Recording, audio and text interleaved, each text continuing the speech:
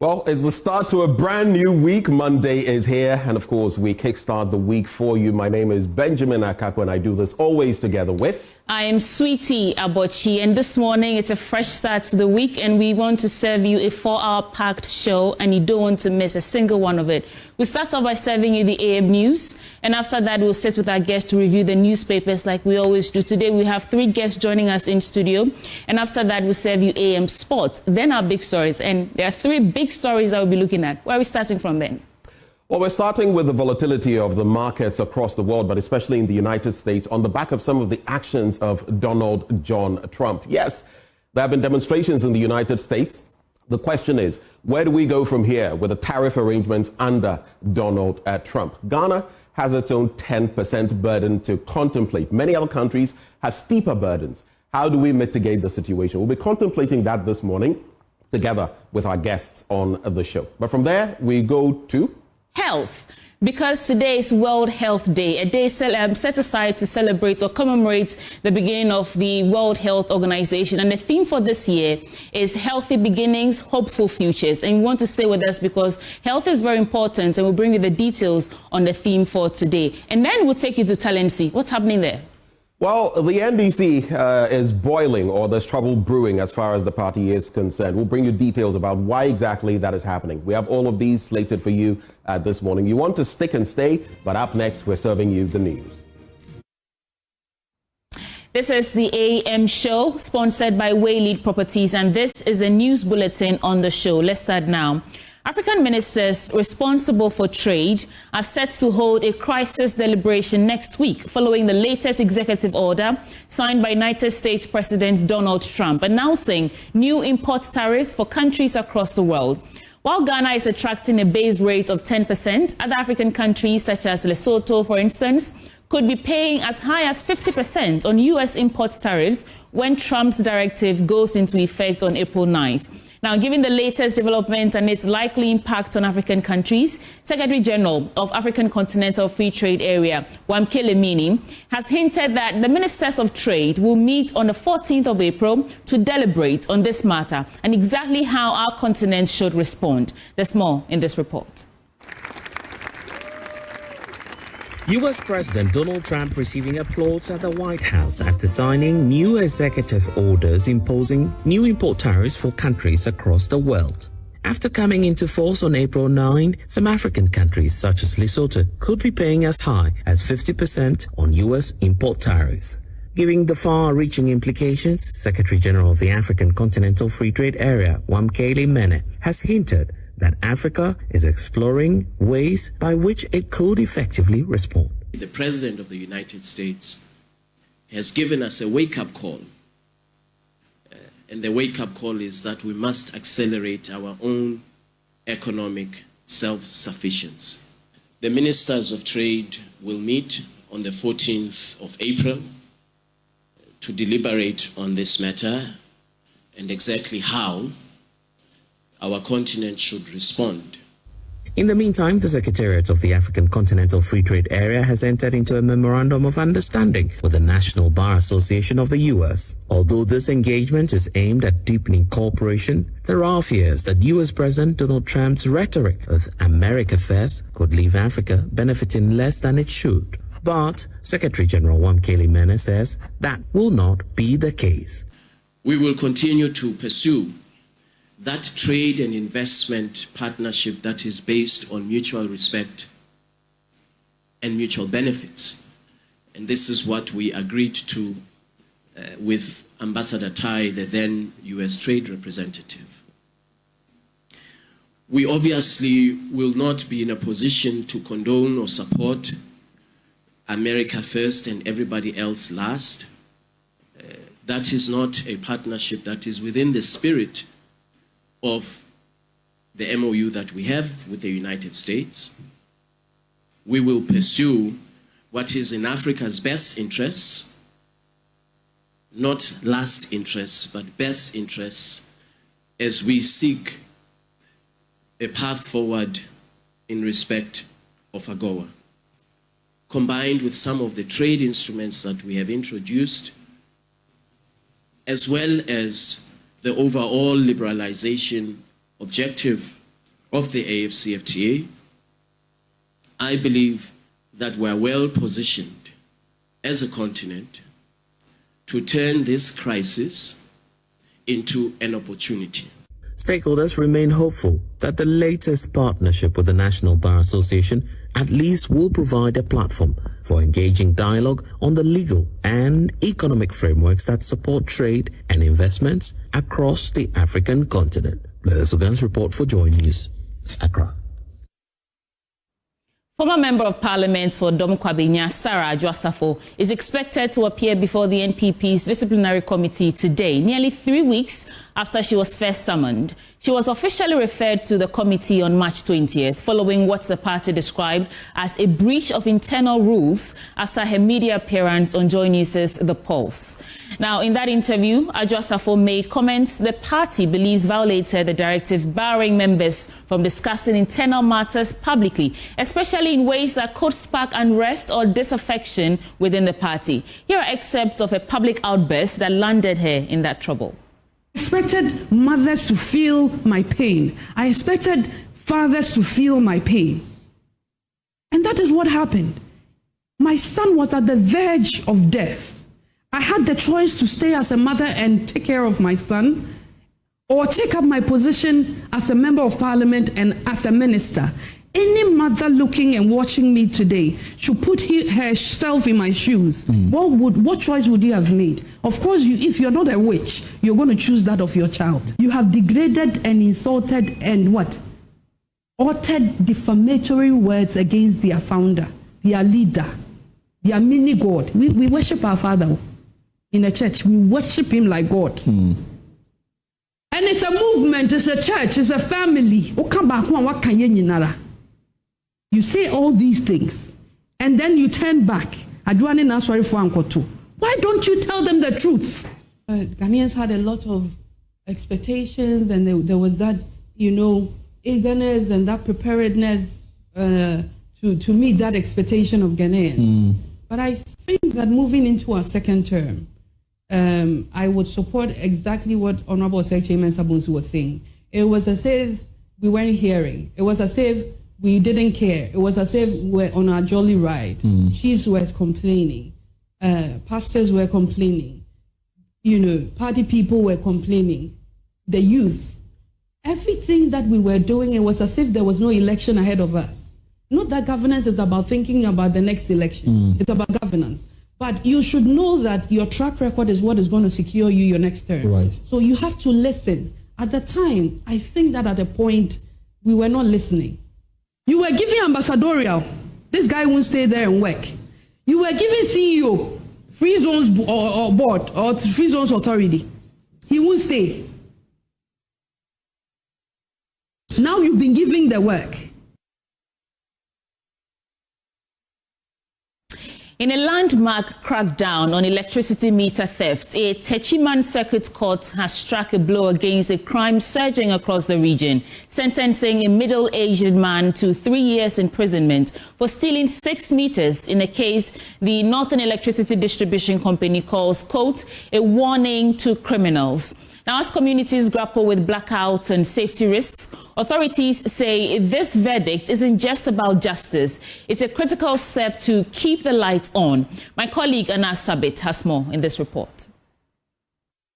Electricity meter thefts are surging across the country, leaving homes in the dark and utilities scrambling.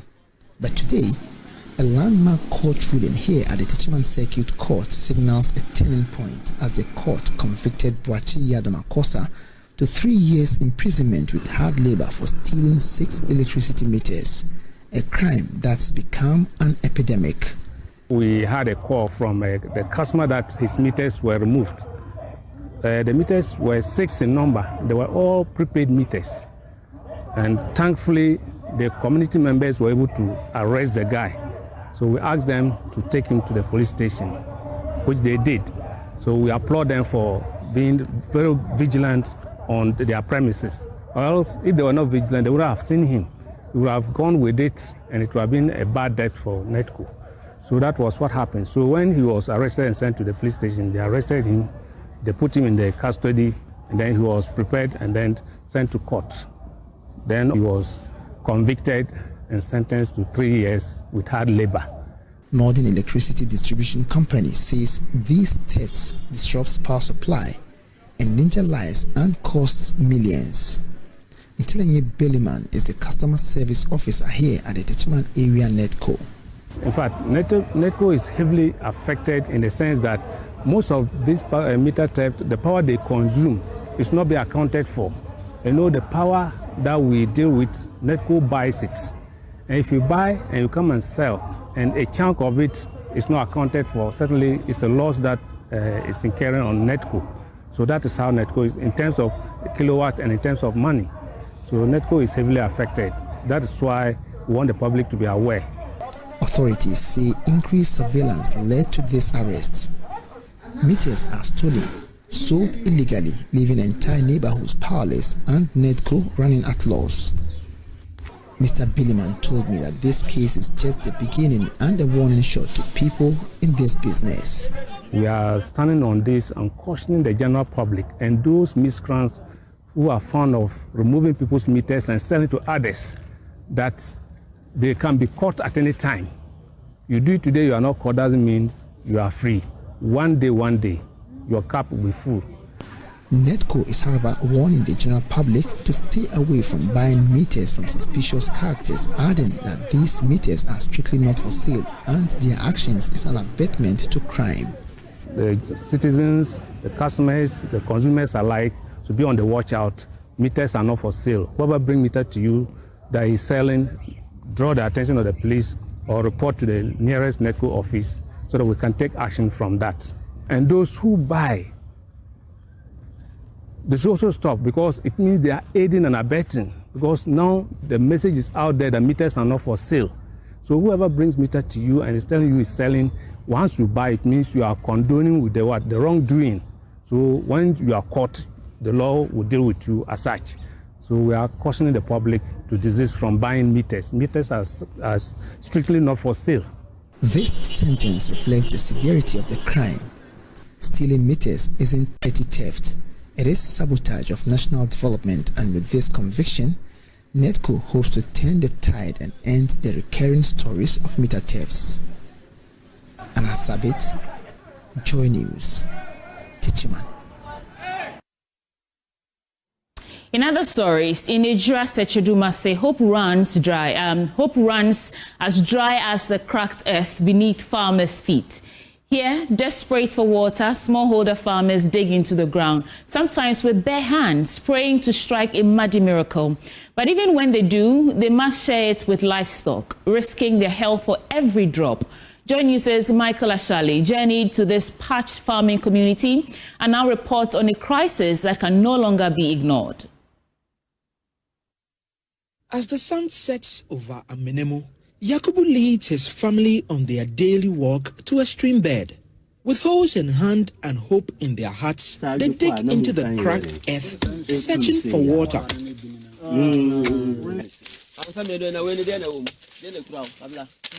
The sound of metal striking the ground fills the air.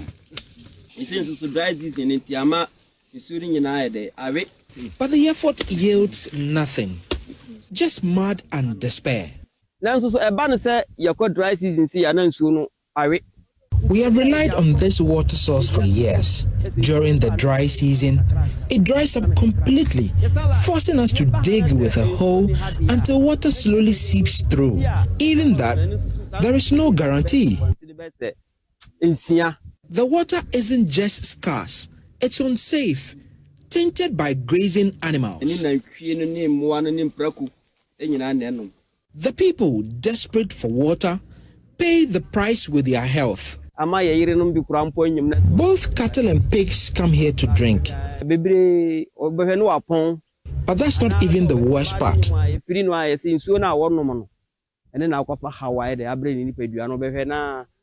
Upstream, waste is dumped directly into the water, making it unsafe for us.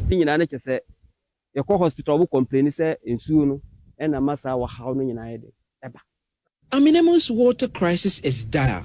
More than 500 residents spread across scattered settlements rely on these polluted streams. Bawa Kunde is the assemblyman for the area.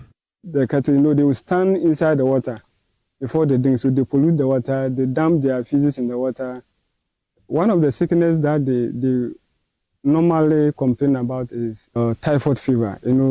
Typhoid fever is contaminated food with feces and other things. Bauer has fought for help, but so far, his efforts have come up short. I've done a lot about writing into people who can help us. I've done that, but yet we are not getting any response from them.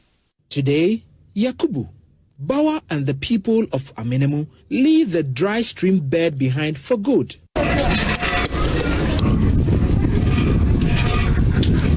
Thanks to Rotary International and their partners, Amenemu has a borehole and a future.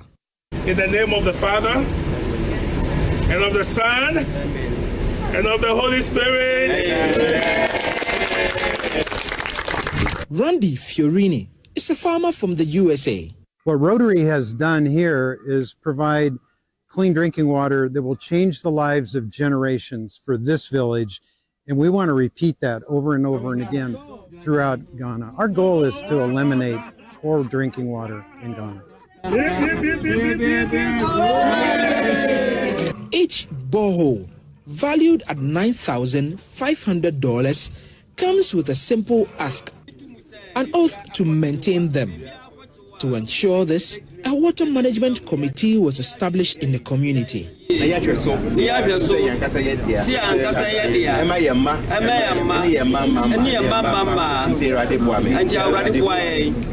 For years, Yakubu and his family dug in vain. Today, they simply pump.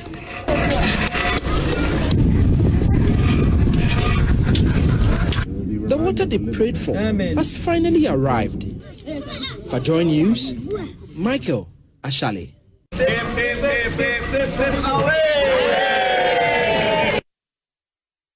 Let's get into our business update now with Benjamin Akakbo. Let's head into our business update now. And a team from the IMF is expected in town from today to help government restructure the current VAT system. This team is different from the current officials that are in Accra for Ghana's 4th review program.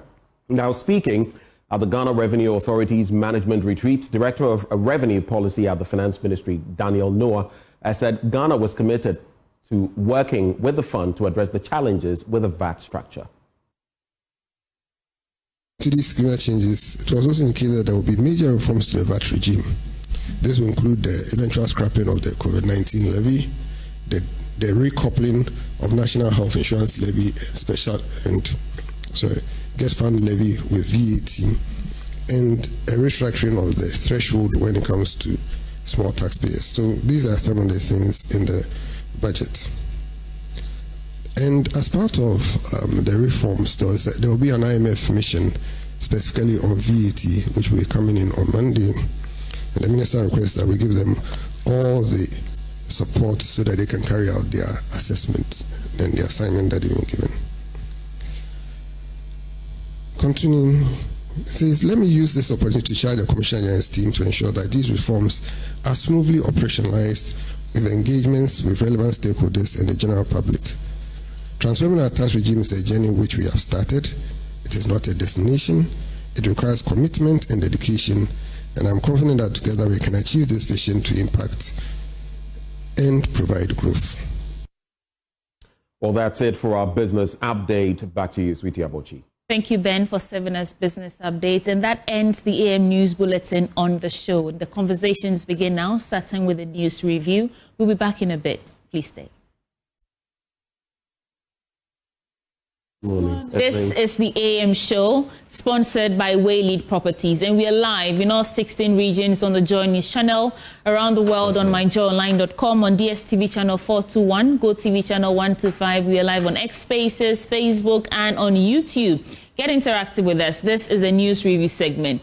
But before we start, are you thinking of a rewarding investment you can engage in? Then Waylead Company Limited is your preferred choice for such investment. Now, Waylead Company Limited is a real estate company with several developments to its credit.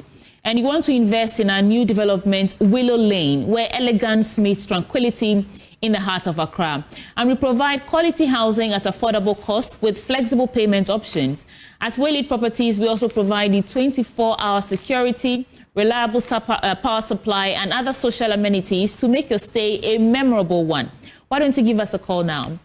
Call this number 0240-111-119 or 0504-499-999. You can also visit our website on www.waylead.org. This morning, the news review segment, our guest joining us in studio is Amanda Akoko Clinton. She's head of Chambers Clinton Consultancy, as well as Wanda Madilo from the NDC Communications team. Ladies and gentlemen, welcome to the program. Thank you. How was your weekend, Amanda? Good. Good? Very relaxing. Yeah. You look good. Oh, yeah. Very relaxing, too. Wanda? Yeah, a bit stressful. Oh. Funeral here. Yeah. Work there. It's been, but so far so good. That's the life of big men, you know. You have to go to the funeral, go to... But let's start from you. What will be your reflection for us briefly before we get into the newspapers? What do you want to talk about this morning? Well, I'm personally excited that the news we heard sometime in February 9th of some fake currency in the system that was busted. They are getting to unravel, you know, the syndicates behind the fake currency stuff, and I'm excited for Richard Jakpa for his moves.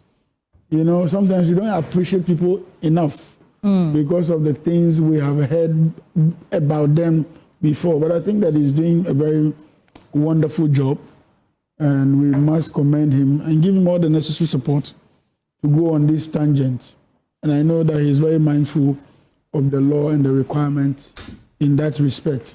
So all said and done, it will be important for all of us to appreciate what he's doing. So that very soon some commentary coming in suggests that he's just pained because of the treatment he got during that trial, and so he's ready to rain hell on his opponents, those who, so to speak, put him in that situation. I really don't think so, because we have laws in this country. Even if Jakpa is peeved, which is normal for anybody to be hurt by the way you were treated, I sincerely still think that he holds this country dear to heart. This is a man who wanted to be in the military, or was in the military, and served his tenure until the issues and all that. So he means well at every turn of the way, and we need to give him the benefit of the doubt. Okay. In any case, he's not prosecuting anybody. He is only doing his investigations. When he does uncover some crime, it will be the business of the government at the time, or the Attorney General's department, with the police, in order to take this up to the law court. So I don't think there's nothing untoward. There's nothing to be worried about. He is on course, and we will support him and pray with him that he succeeds on this course. Of course, people may not be comfortable, especially if you have dealt with him wrongly in the past. But indeed, all said and done, it will come back to the issue of governance and our laws. Right. Thank you. Amanda, what caught your eye? I mean, there's so many stories flying around, that was flying around over the weekend. Which one caught your eye? What are you going to reflect on this morning? There's a lot of stories flying around, but I think my focus is slightly more international, since it's going to affect Ghana. Okay. Tariff wars? Yeah, tariff wars by Wednesday, 10%, you know what I mean? And it's going to be a tough one. But I think, you know, it's also an opportunity for Ghana and other African nations to come together. Very much like it's being suggested, China, Japan, and South Korea are going to have a united front in how they're going to respond to this. And we cannot forget that, you know, Africa has the most resources, arguably, out of any continent. And so it might be a wonderful opportunity for us to come together and respond to this. And to remember Kwame Nkrumah's words, which is, we have the blessing of the wealth of our vast resources, the power of our talents, and the potentialities of our people. And in terms of Trump's policy of America first, yes, the wording could have been better, but I think, you know, America is having a US budget deficit, you know, that passes $1 trillion. So there's a lot of reasons behind why there is this America first. So we can't necessarily judge them for saying America first. What we have to do is perhaps come together as Africans and ensure we respond well to this trade war as Asia is just about to do. At the end of the day, it's their country. It's their country. They choose who to support, who not to support. It's interesting that people are actually pouring in the streets, protesting anti-Trump, saying that they're not, some of the policies don't sit well with them. And the other interesting thing is that the African Continental Free Trade Area, they have started putting their heads together to see how they can also step in and save the situation, because, of course, we cannot, the way things are going, we cannot rely on America and foreign aid. And to accelerate our own economic trajectory. Yeah. It is up to us. Nobody helps you but yourself. So I think it's time that Africa did that. Life is individual. Salvation is individual. Nobody's coming to save us. And it's a good time to introduce Alfred Thompson into the conversation. Alfred is from the NPP Communications Directorate. Alfred, welcome to the program. Good morning. I nearly put you to the NDC side. Would that be so bad? Sorry. Okay, so let's get into reflections and then the newspapers. I'm worried about the loud silence of government over the $500 million worth cocaine scandal that has been going on for almost 2 months now. And we don't know what the real story is, because we are getting different stories. And when it's brought up, the government spokesperson told us that they are not interested, because it's quite worrisome that within a matter of 3 months, or let's say, 3 months, Ghana will be named a cocaine hub, where we have about $150 million worth of cocaine coming from Takrady, from a former candidates of the NDC, and nothing has been done. And another $350 million worth of cocaine, which was caught at Pedu Junction in Cape Coast, my hometown. And it's worrying that nothing has been done. We have evidence to support these claims, because I haven't heard of that. Yeah. You haven't heard of the $500 million worth of cocaine? No, that's flying over. You haven't heard the $350 million worth of cocaine at Pedu Junction? The truck that was intercepted, you haven't heard of that? It's not a crime if I haven't. I'm just saying that you haven't. No, it's not a crime, but I'm shocked that, this is all over and you haven't heard about it. Okay. The truck was intercepted, and it's worrying. And it's coming from the NDC, an NDC member? The second one is not, I'm not saying it's from the NDC, but the first one, the $150 million one, is from one Payan, that's his nickname, one Hagan, that was arrested.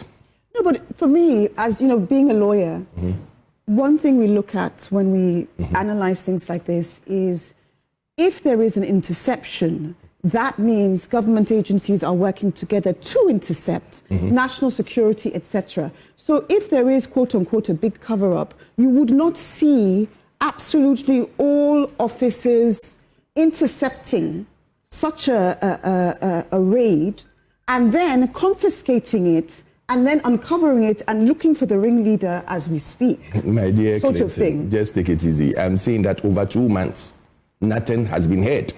And it's worrisome. Yes, but that 2 months you've arrested and we are not even getting any leads or any updates. Yes, but it's a problem. It's a big problem, and we have to say it. I do take exception to Ghana being labeled a cocaine coast. I said it's getting to the stage.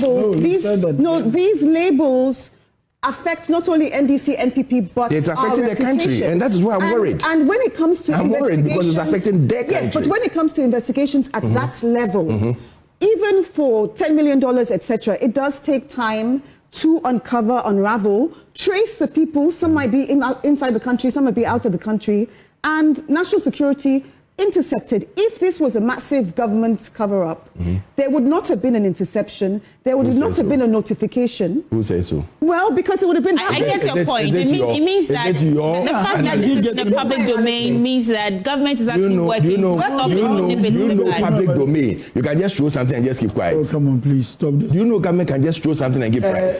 Let me ask you. Even in government domain, sometimes they throw certain names that, this person is going to get this, just to listen to the public's response. As we sit here today, we have gold and cash that was caught over 2 months as well at Sapeman. Up to now, nothing has been said about this. Up to now, nothing has been said about it. I thought the Sapeman issue is a recent issue where they found Bank of Ghana notes, counterfeit and all that. When did it become counterfeit? When did it become? We have sat in this country. The story is on the front page of the Daily Graphic. We have sat in this country. Hold on. We have sat in this country. Which bust? I'm giving you the details. I didn't say which bust. I said which counterfeit. Because we sat in this country where cocaine has been taken to cells and has become Ngogonde. We've seen it not once, not twice. So it's worrisome when you come to the point where there's a raid.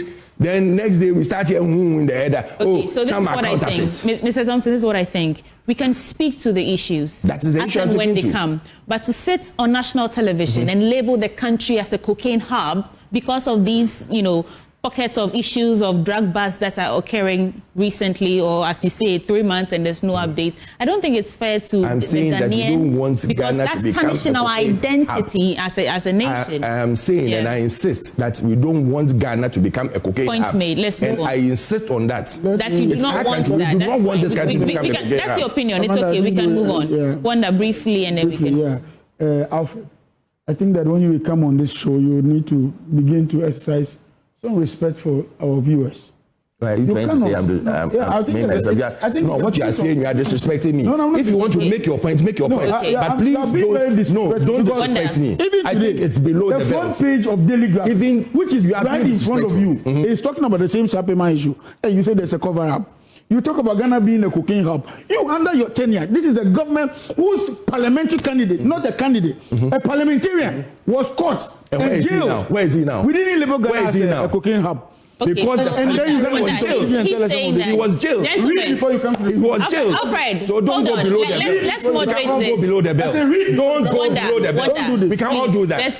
You just said that we should have respect for our audience. Wonder. So let's do that. Okay, Mr. Thompson, you said that. Wonder, hold on. What is business about this? What is business about this? What is business about this? Alfred, you said that if he says you should be respectful to our audience, he's disrespecting you. But what we are doing right now is not respectful to our audience. So let's have a conversation. Can we have a conversation? Wonder. We can have conversation without attacking. Let's have a conversation. I want to start with the newspapers now. And gentlemen, I must repeat that we should be respectful to our audience. They don't tune in to watch us fight. Okay, the news center is where I want to start. CDS urges Mahama to reject petitions against EC bosses. Afenyo-Markin rallies NPP for 2028 comeback. Assemble smartphones in Ghana to boost digitalization drive, according to NTN CEO. And jail locals, deport the foreigners. Mahama's controversial anti-galamsey policy sparks outrage. And this is a conversation that I think we should start from, on whether or not deporting these foreigners is the best call in our quest to eradicate this galamsey menace completely from the country. There's the argument that when you deport these foreigners, they'll just go and rebrand and come back rather than jail them. I mean, we tried it. Aisha 1 is a case that we can call, for evidence. First, we deport this person. She comes back. We try to prosecute, and it never really goes well. Amanda, let me start with you. We'll let the gentleman calm down for a bit for me. Yeah, do you think that we should be jailing locals and deporting foreigners? This is the strategy that they're proposing to solve the galamsey menace. Yes, I mean, I think that, we don't want foreigners wasting space in our in our jails. And already congested jails. Yes, already congested jails. It's a massive deterrent. And, the foreigners who engage in galamsey, they are the brains behind the operation whilst they are on the ground. And so deporting them will send a clear message to their other team members, etc., that you will be deported. And I do think locals should be jailed, but as I've said on this show before, we also have to be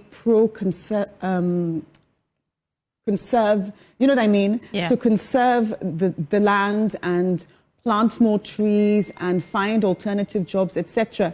And it does seem like a bit of a dream, but believe me, if people are doing this because they need money, then we really do have to form like other streams of income. And even like carbon offsetting, for instance, is a massive thing. It's $1 billion business. It's going to be even more by 2030. Right. And so carbon offsetting, we have to attract those people who want carbon offsetting in Ghana, and that will create like thousands and thousands of jobs. It will create like, millions of trees being planted. and help our water bodies, etc. So yes, jail time is good for locals, but also what is the long-term strategy from the government? Is it to conserve? Is it to attract foreign aid through, carbon offsetting? And we can get a lot of money from that. So we have to think a bit more strategically about this, not just jail time and exportation. Well, the Interior Minister is saying that we don't want to waste state resources on jailing foreigners. So we deport you, go out, and your country will deal with you. I mean, it also serves as a deterrent that you cannot come into the country, into Ghana, and come and involve yourself in galamsey because you will be thrown out. But Alfred, what do you think about this? I think good strategy? Does it meet us at the point of our needs? It's worrying because you've already stated we've had situations where we've deported one or two of them and they came back through other means. And the first thing to do is to prosecute them. Then we've signed treaty with other countries where we can now do prisoner exchange. Yeah. But once you are, prosecuted, and we know that you are serving a jail term, if you come here and you try it again, then it means it's going to be a more serious approach that should be taken. And so I believe that we should look at it, especially foreigners who are taking over these galamsey sites.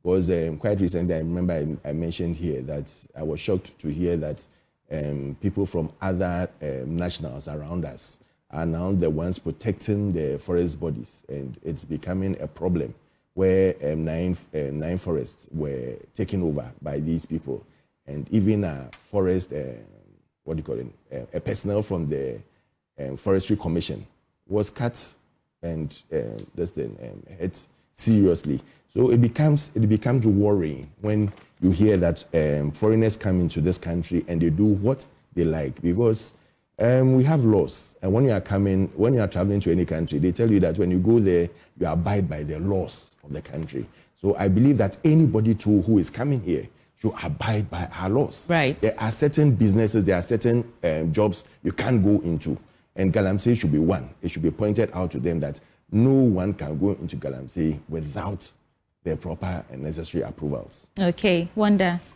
So I think that the minister's commentary has been taken out of context. Okay.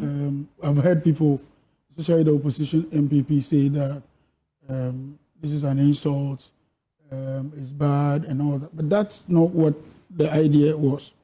In fact, in 2019, when Aisha was sent back, we all complained. She came back again and all that. What the NDC is talking about, or what the government is talking about, is very simple. There are people who have entered this country on the pretext of coming to do, say, let's say, I mean, in your visa applications, you tell us that you are going to do something about media or IT or whatever. Then you show up in Ghana and we find you at a galamsey site. The presence at a galamsey site is not a crime until you are engaged in the proper crime. Mm-hmm. So for such a person that is arrested in a galamsey area, what evidence am I taking to court to prosecute you? So what are you doing there? Good. The question is, what are you doing there? What are you doing there is not a crime in our laws. I don't know if you get my point. Yes, sure. So there are cases that are obvious crimes which will be prosecuted. But where the person is just found in an area you shouldn't be, these are minor things, and they may not even fly in court. You may not even get a conviction. So the best thing is send those people back home. However, if a native is doing the same thing and is also against the law, the person would go to court. And if a native is doing the same thing and it's not a crime, the native may not be prosecuted.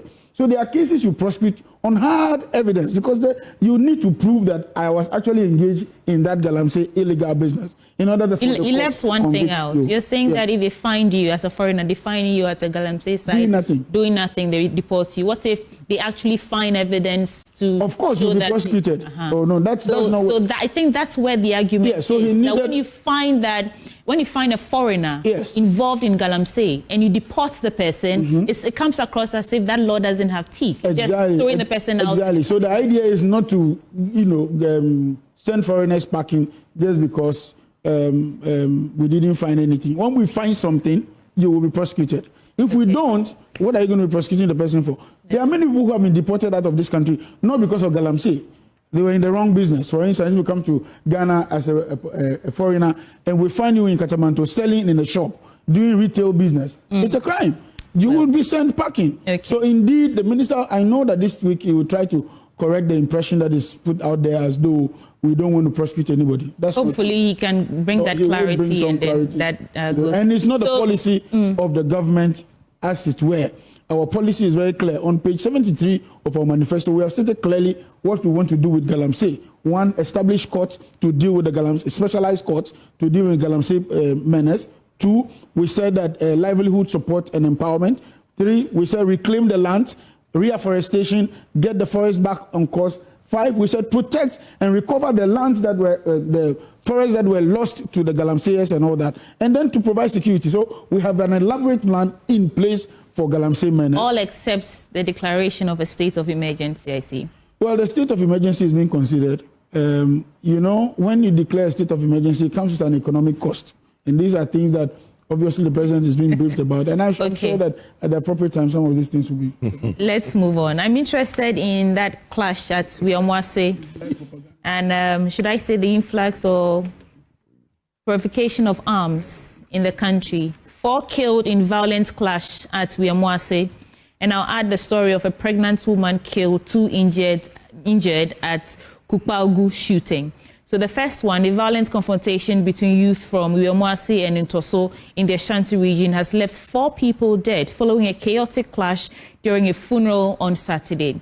And according to eyewitnesses' accounts, the incident occurred when a group of young men from Ntoso attended a funeral at Afenyo-Markin, and tensions reportedly flared between the two groups over an as yet undisclosed issue, resulting in heated arguments that quickly spiraled out of control. The second one, a pregnant woman has been killed and 2 others injured in a shooting incident at Crackdown in the Tatale Sanguli district, raising fresh concerns over rising insecurity in the area. And the victims were returning from a prayer session when unknown gunmen opened fire on them. This issue is becoming terrible. Everyone now owns, not everyone literally, but it's very easy to access guns with, you know, little or no regulations, and it's an issue that we really have to take notice of. I want to add one more story and then I'll come to you, gentlemen.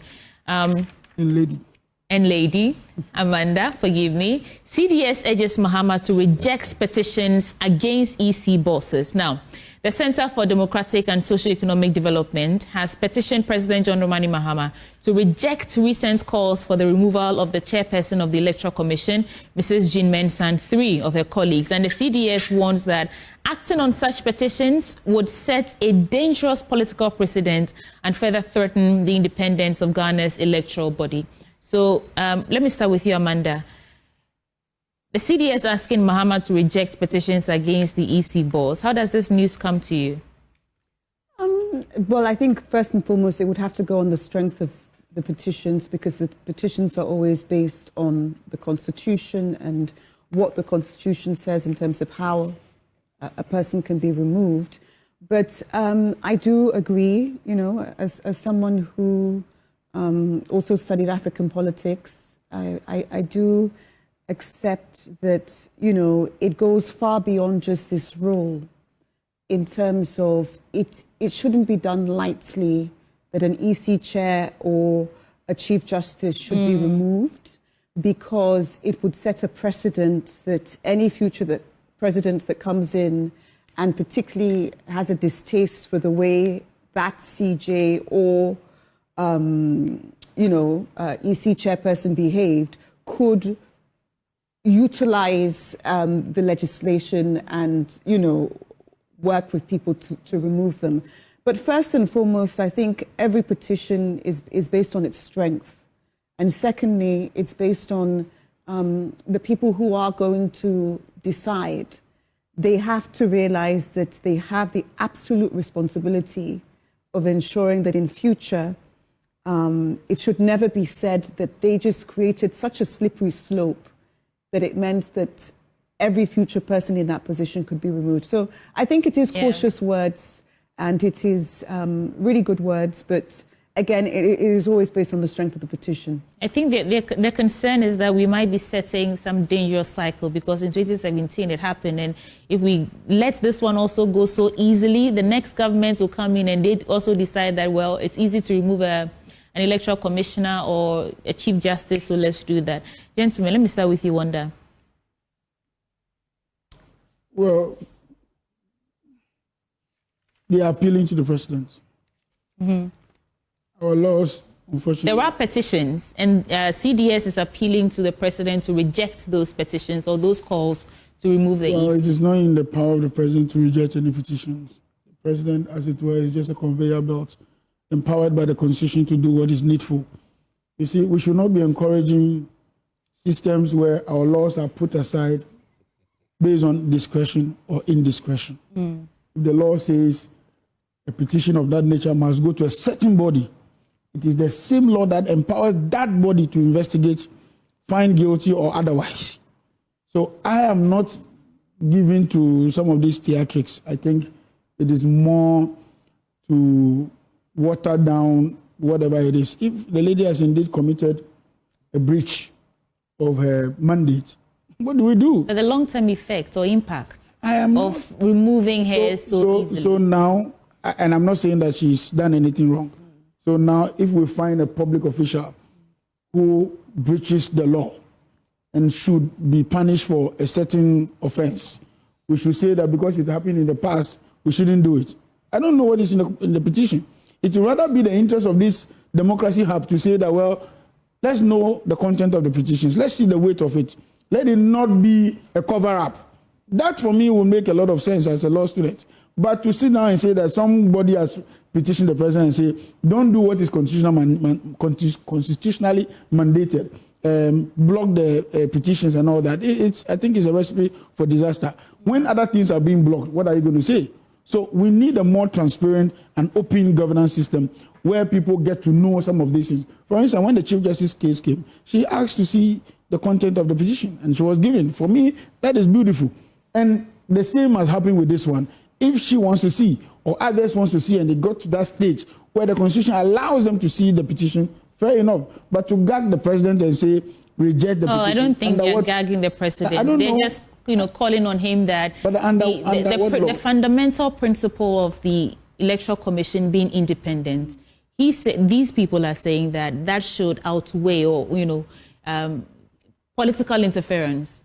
If you set that precedent, every time a new government, new administration takes over, their own people are going to write petitions and say the Chief Justice has done so and so, so remove him or her, and that they're saying is a dangerous precedent that we're setting, and that's the long-term impact. There's a thin line between a moral right or wrong and the law.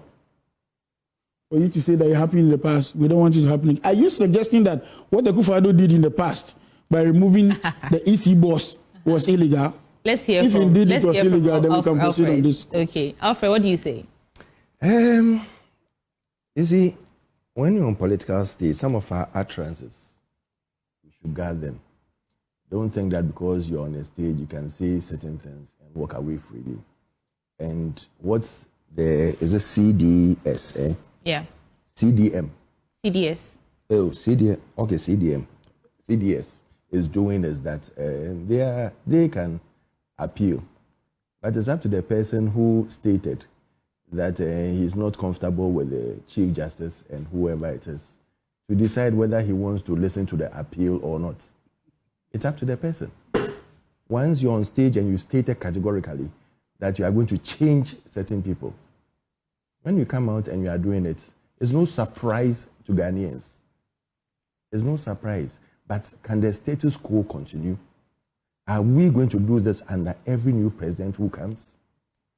I always believe that you should be able to even work with your enemy and keep your enemy closer in such a way that your enemy will not be able to do certain things. If you don't like someone, check on the person. Do checkmate every time. Even if the operations or activities or inactions of that person has dire effects on the democracy of the country. Like what? Is it if the Electoral Commission has committed a crime or has done something that requires us to probe and determine whether she remains in office or is removed, that's a just cause, is it not? Every human being, and I repeat, every human being will definitely make mistakes. But is the mistake so dire that we need to change the person? This is the Electoral Commission. I'm coming. The sole body responsible. The president, doesn't he make mistakes? Oh, wow. Okay. He's a human being. So everybody. So we should pardon I'm not saying mistakes that. Listen, if I'll these mistakes. I will sit here and tell you that everything we did during our time is 100% perfect or correct. It will not happen. Right. So in that same instance, I'm saying that if it is critical that whatever the person has done is a dire circumstance, then we can look into it. But you get so many people bringing petitions every now and then. Are we going to continue to say, once they are bringing petitions, let's go ahead and do it? Sometimes you also sit down and reason. Oh, but that's why we have committees who probe, determine a prima facie case and all that. There are processes to it. You know, sometimes even at the president's table, it ends there. Because he also has to look, at the substance of the case before they even look at and send it for the prima facie case on it. Right. Okay. Let's make progress. Amanda, let's get into your paper. Oh, you have some comments I saw you writing? Oh, yes. It's just an additional comment that, you know, I do appreciate what you've said as well, because, you know, it has to be evidence, you know, not just rumor, not speculative. And we have to respect the role and what it means. It really is not about that individual. You know, she literally sits there. She's a chair for a reason, because it is what she's occupying. And it is what she's occupying that we have to protect. That it remains a position of integrity, and it remains a position that you cannot just remove such a person at will, just like we cannot remove the president at will, even under impeachment circumstances. It would have to be so grave. So it's true. Evidence, not speculative, not rumor, and perhaps, you know, come from people who've directly been affected by her, etc. Okay. I think it's a good precedent to set. Okay, let's get into the Daily Graphic. In terms of Daily Graphic, I thought I'd just read out the three headlines I want to just focus on, and then we go into it. The first one is BOG, Bank of Ghana, money boxes found at crime scene, national security operation. The next headline that caught my eye is Trump's tariffs end world as we know it, and that's the UK Prime Minister. And the third headline is the government spokesperson dismisses drug claims over Kia aircraft landing. I think those are three main ones. Can we start from the aircraft bit and work our way to the Bank of Ghana money boxes? Sure.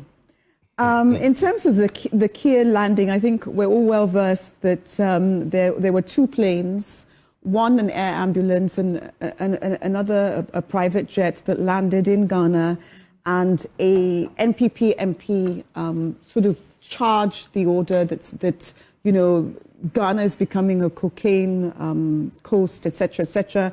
But again, he's not just saying things that are political. He's potentially tarnishing our name in terms of internationally. So yeah, I wouldn't use the word tarnish. No, but in terms of you must have evidence. Because, I mean, international organizations have weighed in on the conversation, saying the government should take this seriously. So it's not yet the point where we use that adjective, I think. Yes, but again, you know, I always follow the evidence, and the evidence that have been released that I saw over the weekend is a lot of pictures showing engineers fixing damaged tires on the landing gear of AirMed aircraft at the Kotoka International Airport.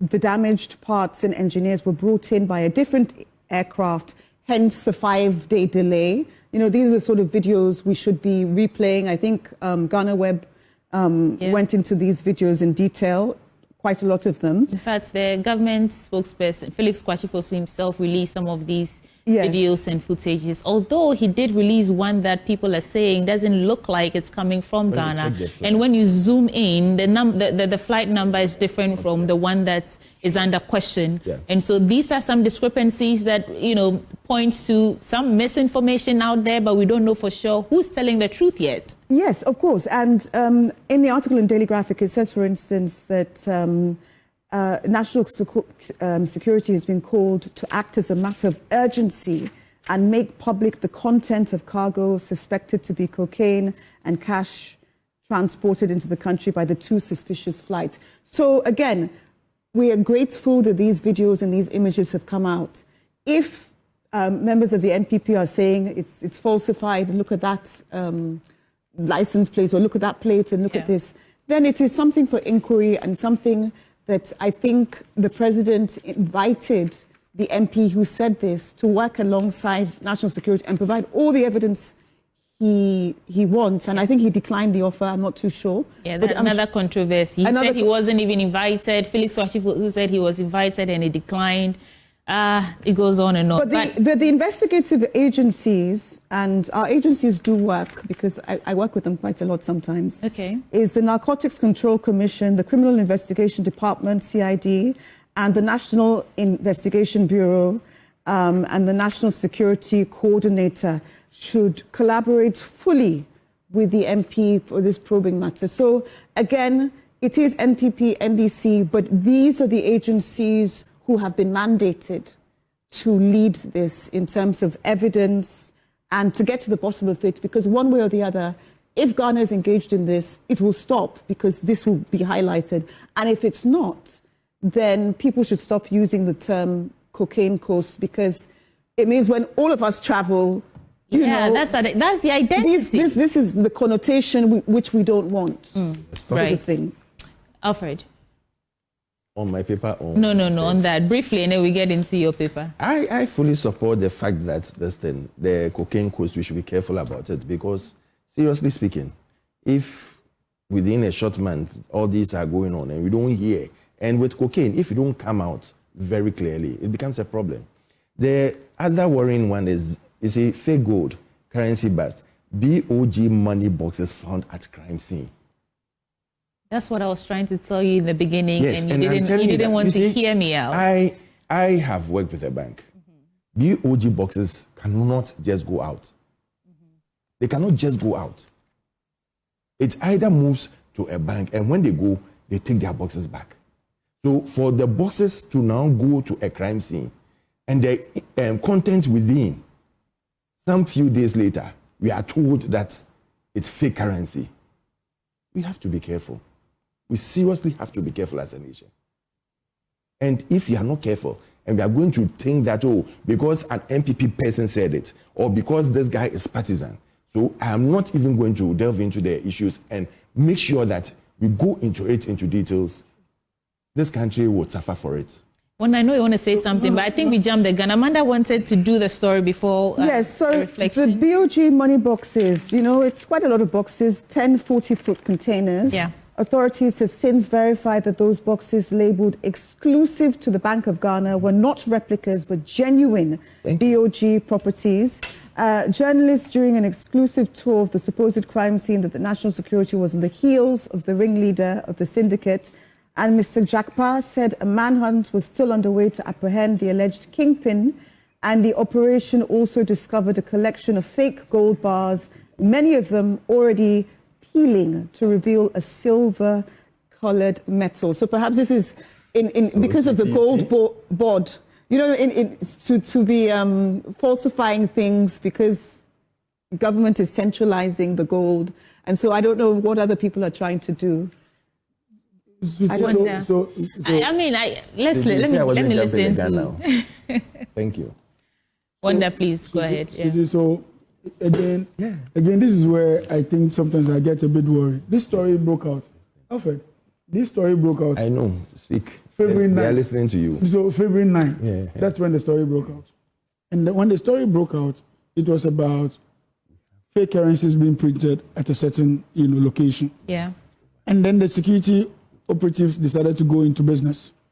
Now, yesterday or over the weekend, they discovered that the crime scene, the front of it was used as a battery charging place. And one Alaji, we were told, was in charge of the operations. Which Alaji? So behind the battery charging office or shop or whatever of the sort is where these things were discovered. And that Alaji, I'm told, is on the run. Before the team went there, 2 containers had been moved out of the site. Now, don't forget, on February 9, when this story broke out, it was about investigation into an alleged money printing or fake currency printing and all that. Then, over the weekend, the operation discovered that at the scene where the monies are being printed is BOG-owned boxes, original boxes. So this is an unfolding story. And it's a story that we all come to appreciate what it is. And to be quick to say that it is the current government, for me, is where the problem is.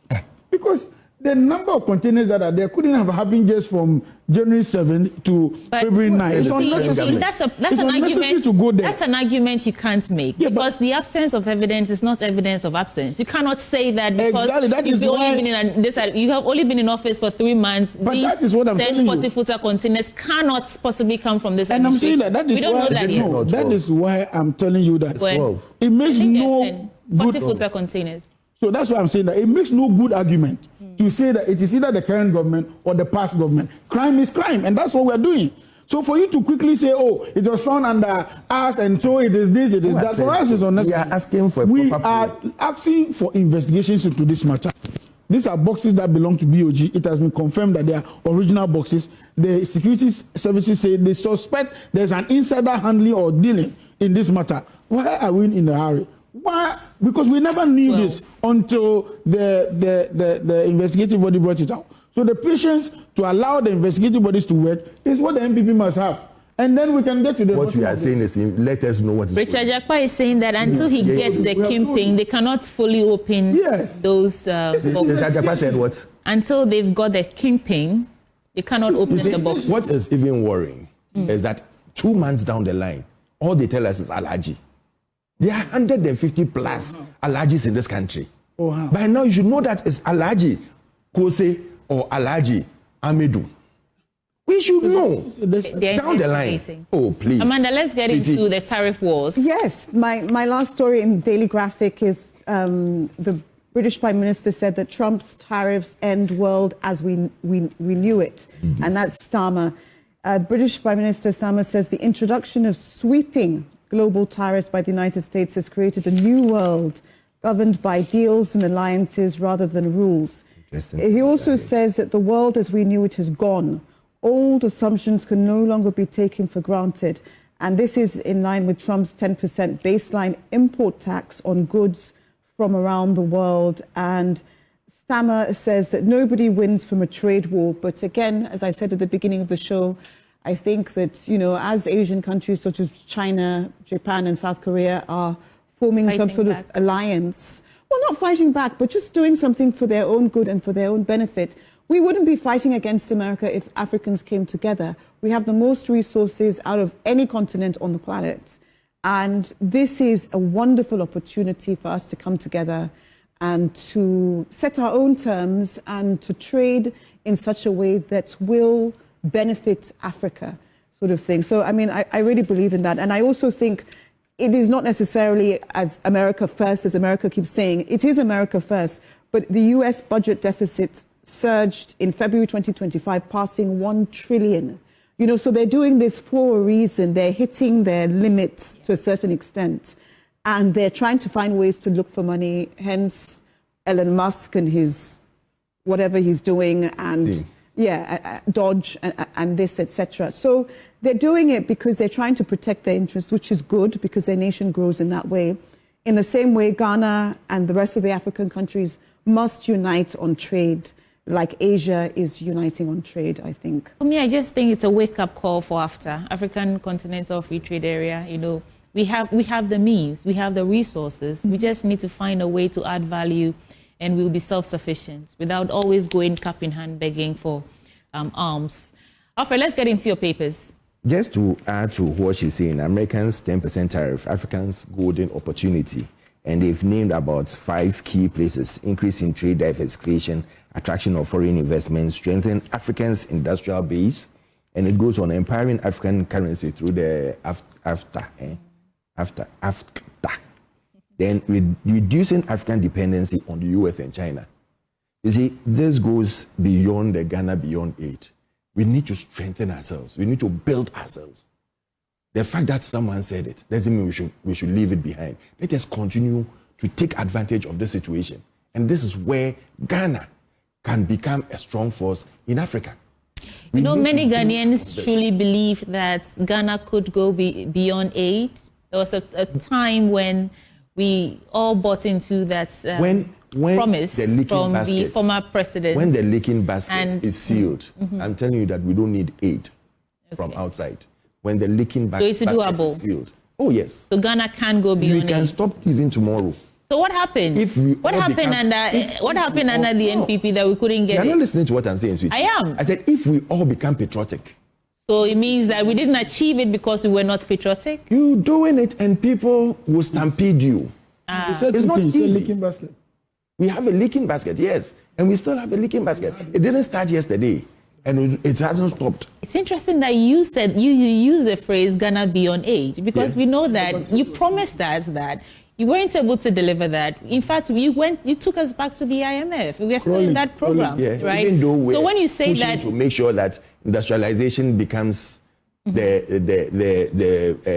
backbone for Ghana, because all we are looking was to make sure that most of the things we send, the raw materials we send, we try and transform them here so that it becomes finished products. And that is where you make more money out of these things. It's not a one-day thing. It's a building concern. Right. And that is what we have to look at. So now, the question I'm asking, did your administration lay the Flint foundation for us to thrive on this Ghana beyond aid thing? We started it, but we had the global economic crunch, which crippled us a bit. COVID-19, Russia-Ukraine war. COVID-19, Russia, Ukraine, and also the global economic crunch. You know, there was a global economic crunch. Yes. And that especially crippled most nations. It crippled us. But that doesn't mean that we should end there. There's something that has been started. There's something that we can build upon. This is something that when we sit down and we work together, putting away all partisan relationships, we should be able to get to the destination we want to.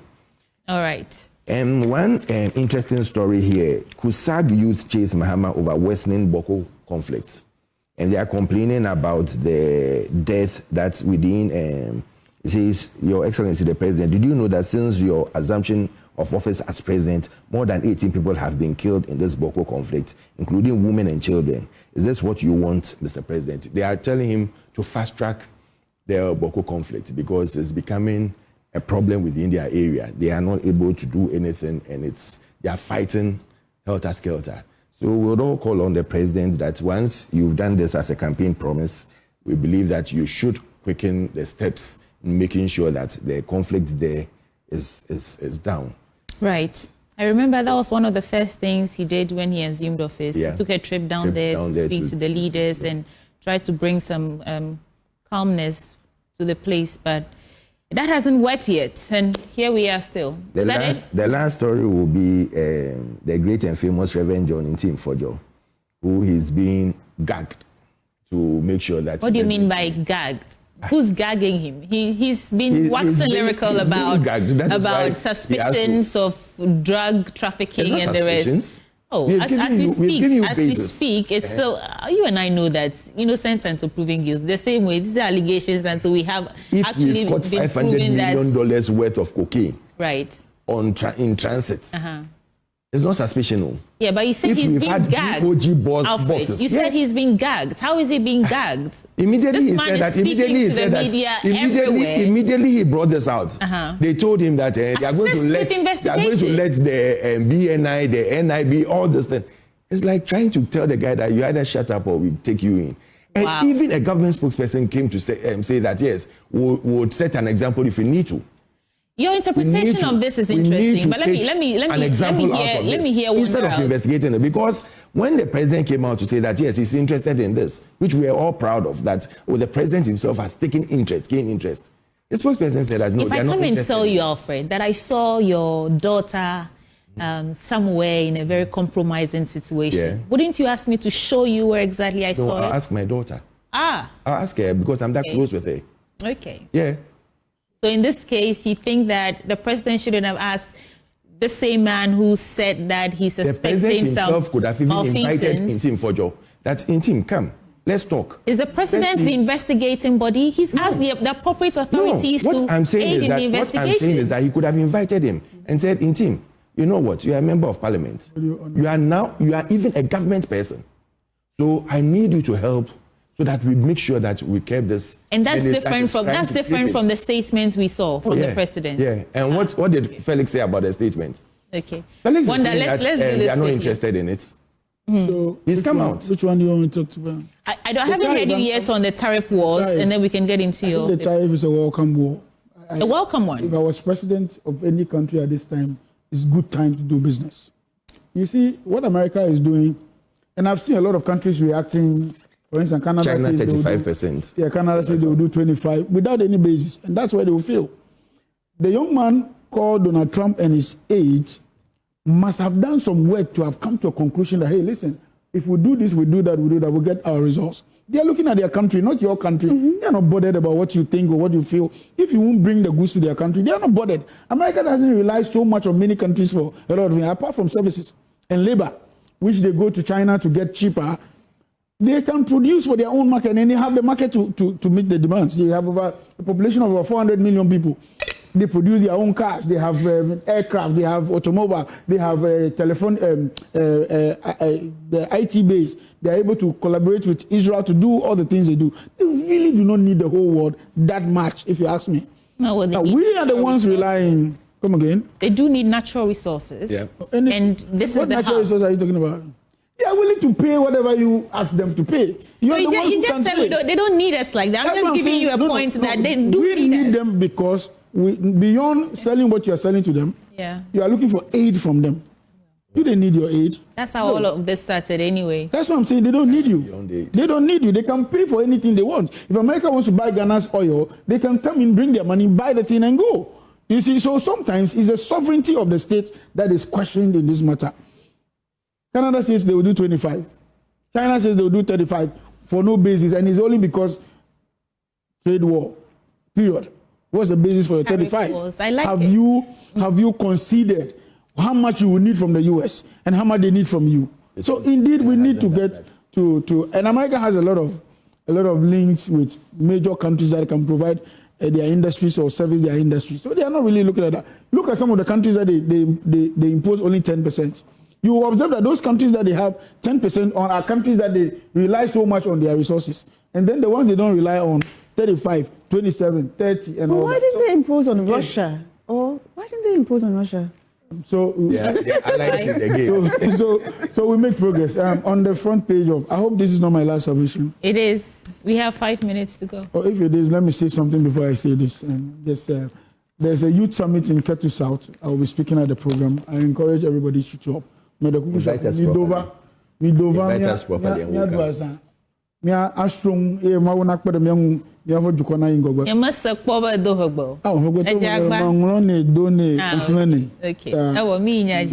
Okay. So agriculture is key for development. When you finish speaking your local what I said was that it's a youth summit. It's a development summit for Ketu South. Usually then we celebrate it. It's done every year around Easter. This time around it will be on the 10th of April, which is Thursday or Friday. And I'll be there. What are you speaking on? Every year I speak to the development issues of the area. Okay, so we have 4 minutes to go. Please, there's a story here that I think is... Wanda, what are you doing? Agriculture is key for development. Read it. He says that I'll read for you. I was pushing another story you want. Agriculture is key for development. Eric Opoku entreats Ghanaians. And I think that this is where Ghana should pay attention to. I've always advocated that when we were in secondary school, we had a hatchery and we had a poultry farm, at least precisely gone. And that fed our dining hall. Eggs, and then the meat. And then because they have a hatchery, other people come to buy. Other poultry farms come to buy to service their poultry farms. And that was less burden for government. And the schools are still there. Almost all the big schools that we know, the renowned schools, they all have the kind of lands that are ready for both either crop farming or animal husbandry. We need to encourage some of these things so that we can lessen the burden of government expenditure. Your point has been made. We need to go. Just the headlines and then we have to... Gold board mandate clear. Galamsey threat is terrorism to Ghana, and that's from Amabua, Kofi Amabua. The IGP says that police probe death of anti-galamsey officer that happened very recently. You have other ones. No, we don't have to go into all of that. We don't have to go. Wanda. Interior Minister orders must... Wanda had the Ghanaian publisher on the... Sorry, I have to do it. If you're not going to do it, I'm going to do it. This is my paper. Because these are headlines. That's my paper. So read it. That's my paper. What is it saying? CBS urges Mahama to reject petitions against EC boss. Then what? Suspicious flight saga. MPP tightens news on Mahama. even though they will fail. CSO others demand full disclosure. MPP may never rise again. Oh, sorry, may never rise again. The story actually says we will rise again, according to Afenyo-Markin. Rally's party faithful. Shame on you, Wanda. Even on TV, I didn't see I saw never. I'll give you 1 minute each for your final words. I'll start with you, Alfred. Yeah, I'll still come back to the situation of our vice president. We don't know updates on what is going on. We need to really know, because... Oh, we got updates over the weekend that she's well and that very soon she'll be returning to office. I didn't hear it. Okay, yeah. From Okujeto Ablakwa.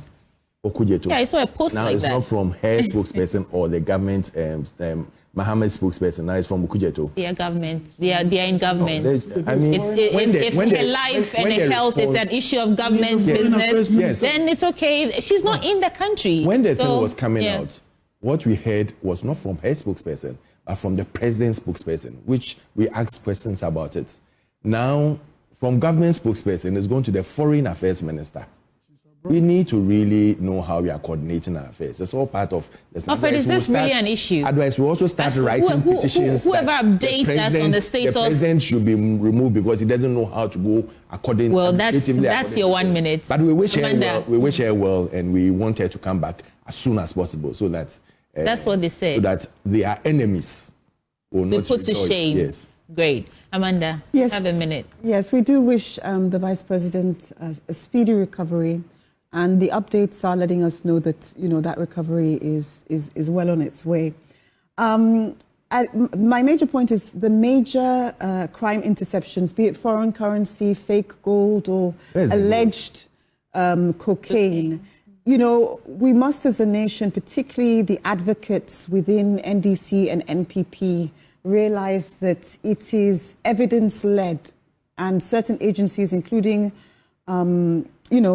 just YOCO, FIC, National Intelligence, all these agencies are evidence-led. And it's very good that they as soon as it happened, I think either the same day or the next day, they let us know what happened.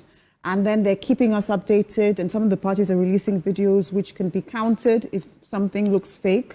But with such major operation, it does take time to not only trace people, but it's also a very high-level crime in terms of it's organized, it's multi-million-dollar, and it's layered. So you can't just keep on issuing statements in case you get the statement wrong. So as the evidence comes and we trust our agency to deliver that, let us not put out these labels that will not only tarnish Ghana, but will tarnish citizens as we travel individually, and then automatically some immigration person just thinks cocaine or whatever. Yeah. We don't want that. The information is coming out. Multi-million-dollar crime operations are layered, and it takes time. And if it's every 2 weeks or something, give us credible information that can be counted if need be, in terms of it looks a bit fake. Amanda. But Thank that's you. my point. You have the last word. Is the gold word. also fake? I just want to know. Last word, please. No, I saw this interesting story, and I think that I want to tie it in on something. Yeah. Skin disease outbreak hits Mepe Avetakpo hard, and this is a disease that is, ravaging young people in the community. We're told that they are demanding some 6,642 Ghana cedis before treatment is meted to those affected. In the past, not in the past, in a very developed country, when we had that Akusombo water outbreak, some teams should have been working around some of these outbreaks, because what you want to avoid is having a situation where some of these waters have swept into areas that are infected, and now we're having the effect. So the health service should quickly... Thank you so much. We have to go. Those who join us for the news review this morning, Amanda Koko Clinton. She's head of Chambers Clinton Consultancy. Alfred Thompson is part of the NPP Communications Directorate, and Wanda Madilo is from the NDC Communications team. Thank you all so much for joining us for the news review. And Ghana, let's talk about water tanks before we go, because do you know the secret to real water storage? It's simple. If your tank doesn't have the tortoise on it, then it's not the correct tank. That's right, the tortoise tank, Syntex tank, is the champion of water tanks. It is strong and durable and built to handle our Ghanaian weather. So whether rain or shine, Syntex tank has got your back. So go out right now, check out your tank, and if it doesn't have the tortoise on it, it's time to upgrade. Join the Syntex Tank family today and enjoy water storage that's tough like a tortoise. Call us on this number, 0244 335 168 to buy now or find one of over 400 agents nationwide. You can also shop online at syntexgh.com. Syntex Tank, a strong, a tough. Please stay. Sports comes up next, and then we get into our big story. Welcome back on the AM show. We get into our first big story, and we're talking about the volatile global stock market and economies shaken across the world following President Donald John Trump's sweeping tariff regime, and the markets are bracing themselves up for much more difficult times ahead, as experts are predicting. This morning, we take a swipe at President Trump's tariff regime and whether it changes any geopolitical relations across the world. Joining us for a conversation, we have Nanayo Mreku. He's an international relations analyst. Nanayo, good morning. Thank you for joining us here. Thank you for having me. It's a great pleasure having you, actually. Right before I get to Nanayo, let me just walk you through what this technically means for Ghana, what the disparities are. I'll walk you through these slides very quickly. Now, if you look at what is happening here, you would see that the main issues that decided the White House was the focus on the economy in respect of Democrats talking about tax cuts for most Americans, price gouging bans, more affordable housing, a new child tax credit, and boosting domestic manufacturing. But for Trump, it was about cutting taxes, imposing sweeping tariffs on imports, and protecting Social Security and Medicare. Note that he spoke about imposing sweeping tariffs on imports into the United States, and that he has fulfilled. Now, if you go to the next chart, who is hit hardest by the proposed U.S. tariffs? Now, if you look at it comparatively, the darker the color, the more tariffs. So those are the tail end of the deeper shade of brown, incurring up to between 40 and 45+%. And countries with 10% reciprocal tax tariffs are on the lower end of things. And so you would see that Ghana is actually on the very first chart, as reflected right there on the map. Let's go to the other slides. Then you look at the Trump taxes or the reciprocal levy on imports. Ghana's case, so the tariff on products from the USA is 17%.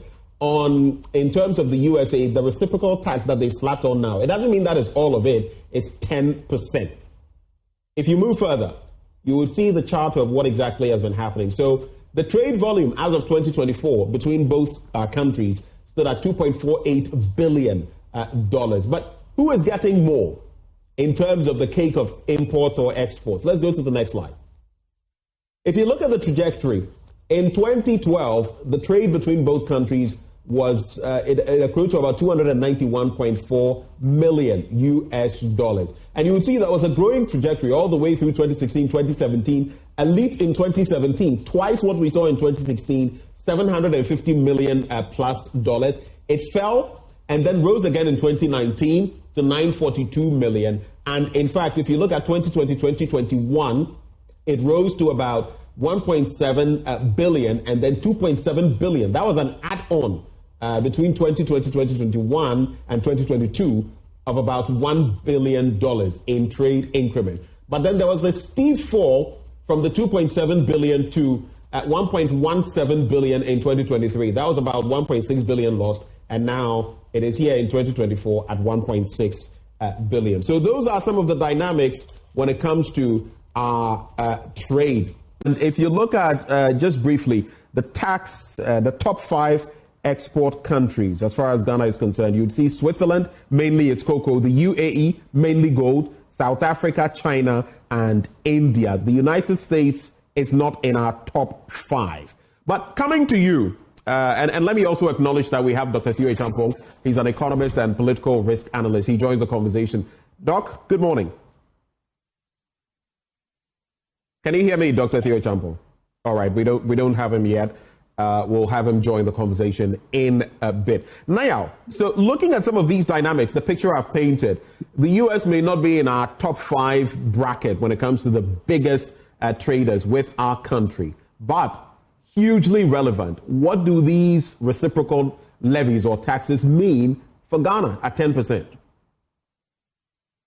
Well, good morning to you, Ben and to your viewers, and thank you for having me as always. I think that this is not any insignificant activity, if you want to put it that way. I think that regardless of how it looks like, just 10%, as equal to some of the countries that have had smaller tariffs imposed on them, it's still, a significant amount if you look at what it means as far as impact is concerned. Because you know that US aid has been stripped off, and then now we have been, saddled with this new line of 10% tariff.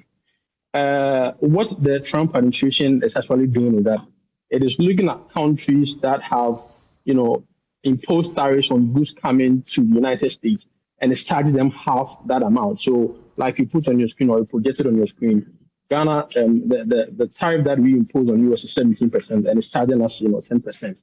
So it's a significant amount if you look at what it means for our export. What it means is that exports from Ghana going to US are going to be relatively expensive. And that is not the only thing. There are what we call intermediary companies in US that we also import from them to Ghana. And these countries import their production materials from other countries that have been charged these tariffs. So ultimately, goods coming from US whose input are taken from other countries would also be very, very expensive. So we are looking at trade diversification. How do we find ways to absorb these shocks that will be coming to us because of this 10% tariff? Maybe you want to look at, other markets, except that these markets, let's say China or UK or Europe, may themselves be suffering from some of these tariffs that have been imposed, on them. So I think that this is the time we need to assemble our best minds, economic minds, policy minds, to see how we can absorb the shocks that is coming from this 10% tariff. And I think that it is to a wider perspective. Yesterday it was US aid. Today it is 10% tariff. So gradually we are beginning to understand how we need to have homegrown policies so that we become less dependent and we can absorb ourselves from these shocks as and when, they happen. So I think it's a broader perspective. But once again, we need to understand Donald Trump. He is fulfilling his social contracts. He wants to build infant industries. So what it means is that goods that were produced in US that will be coming back expensively. Now, such companies will have to think about relocating to US and producing there because they will be absorbed from these taxes. And that will build more jobs. That will create employment for people. He is seeking to create more jobs for his people. He is seeking to reduce trade deficits because he said that countries have ripped the US up with this kind of trade deficit. So he's seeking to reduce it. It's a social contract that he is fulfilling. Once again, to Trump, tariffs are a way of ensuring or guaranteeing his political will. This is how he gets people to do the things he wants. And we saw that from the early days that he wanted to impose tariffs on Mexico. Then Claudia Sheinbaum came up with some renegotiation.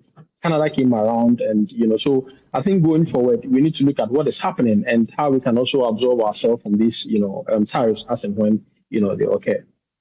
I do know that Dr. Theo Champong was on the verge of connecting with us. Let me just check whether he's with us now. All right. So coming back to you, Nanayao, who stands to lose the most if you look at the trajectory of the trade differences between the USA and Ghana? Obviously, we import more from the USA. But over the years, there has been quite a bit of a sharp rise in certain years when it comes to how much the volume of trade between the two countries. But from where you sit, who stands to lose the most in terms of imports, whether you're looking at the USA, or exports if you're looking at Ghana? That's a very interesting question, Benjamin. I think that comparing US and Ghana's economy is probably comparing watermelon and probably peanuts. What it means is that it's 10%. The US ambassador to Ghana has come to try to do damage control as to how these 10% tariffs will not be as significant as we expect. But in the long run, US has a bigger economy. They have trillions of dollars in GDP, and how much do we have? So it's a setback to our economy, regardless of how you look at it. And I think that going forward, the administration needs to know, we need to find out how we can absorb ourselves, like I said, of these tariffs.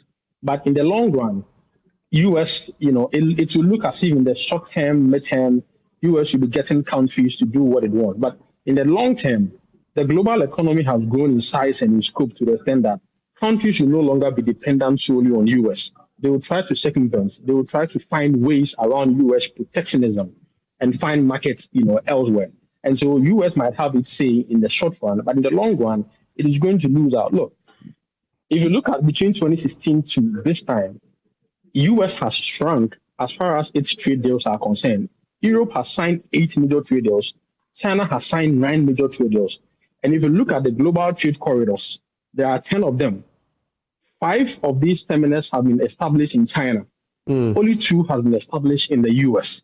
So what it means is that at the end of the day, China is going to be the beneficiary of this global trade because it's going to be the center of trade. Countries are going to find ways around America's protectionism and absolve themselves of these tariffs.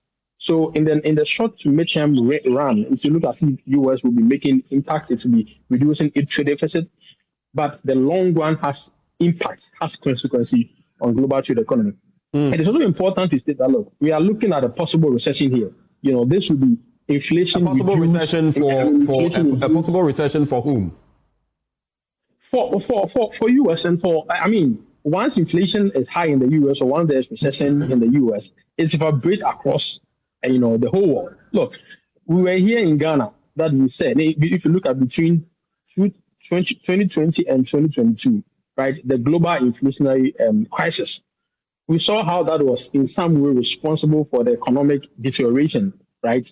How Ghana's economy tanked, right? We attributed to the global inflationary crisis in 2022, thereabout. So if care is not taken and you have a global inflation crisis because of what is happening, because it's a trade war, and trade wars have the consequences or the repercussion of spiraling into these kind of things like recession, and it has implications for global economy. So I think that going forward, we just have to wait and see how events turn out for global trade and global economy. Well, this is a point I've been making, and some people sometimes say that I am, but I've said that in the long term, the ultimate loser from these, especially with how wide it has been, will be the United States. That momentarily, for now, they may feel they are making gains, but over time, they will be the bigger loser, especially in Africa, on the continent of Africa, and natural resources and the shift towards China. It's going to be difficult. But tell me, if you look at... Nanaya, are you with us? Yes, apologies, sorry. Right. If you look at China's protectionism, because China has also had decades of protecting its country, its economy, its businesses, versus what the U.S. is doing as these two dual powers in the world. What are the differences? Right, that's a very important question. Now, we need to understand that there is what we call the liberal international order that has reigned since 1945, and America has been the leader of this international liberal order. And it includes multilateral agreements, it includes trade regimes, it includes a lot of developments. And for almost 80 years, U.S. has been at the forefront of this liberal international order, except that, like what you call the exemplar or the rollback, believers, Trump believes in that kind of philosophy, and he thinks that these international institutions or multilateral arrangements were designed, like what Navarro recently said, were designed to rip America off. And so he thinks that America should step back, take charge of its sovereignty, and then develop its economy and other spheres of, development very well.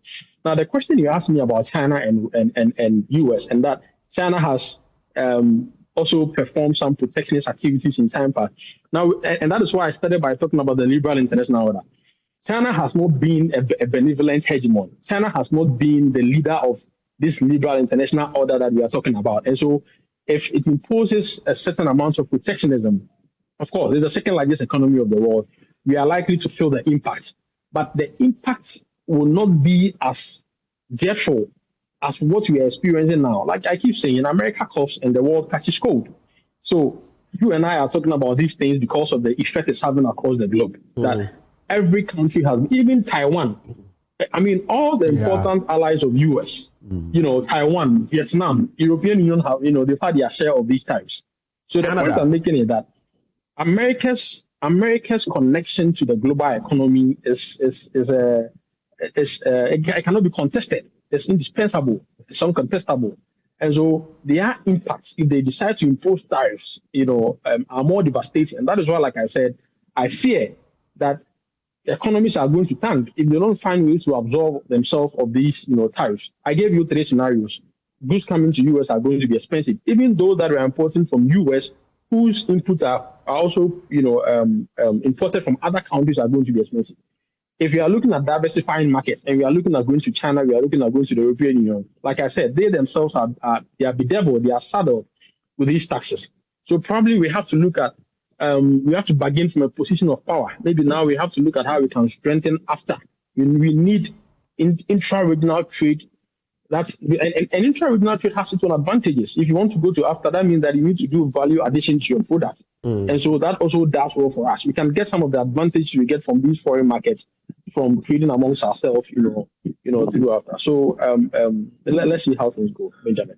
I'll come back to Ghana, but since you've mentioned the AFTA, in fact, the Secretary General of the AFTA has said, we won't condone America first, Africa last. Those were his words. We will not condone America first, Africa last. But it will also be based on how strong our positioning is. And we know that for many of the countries on the continent, we have better trade relations, if you like, and better import-export activity with nations very far away, including in the West, rather than right here in Africa. How can we really shore that up in the interim? How can we do that?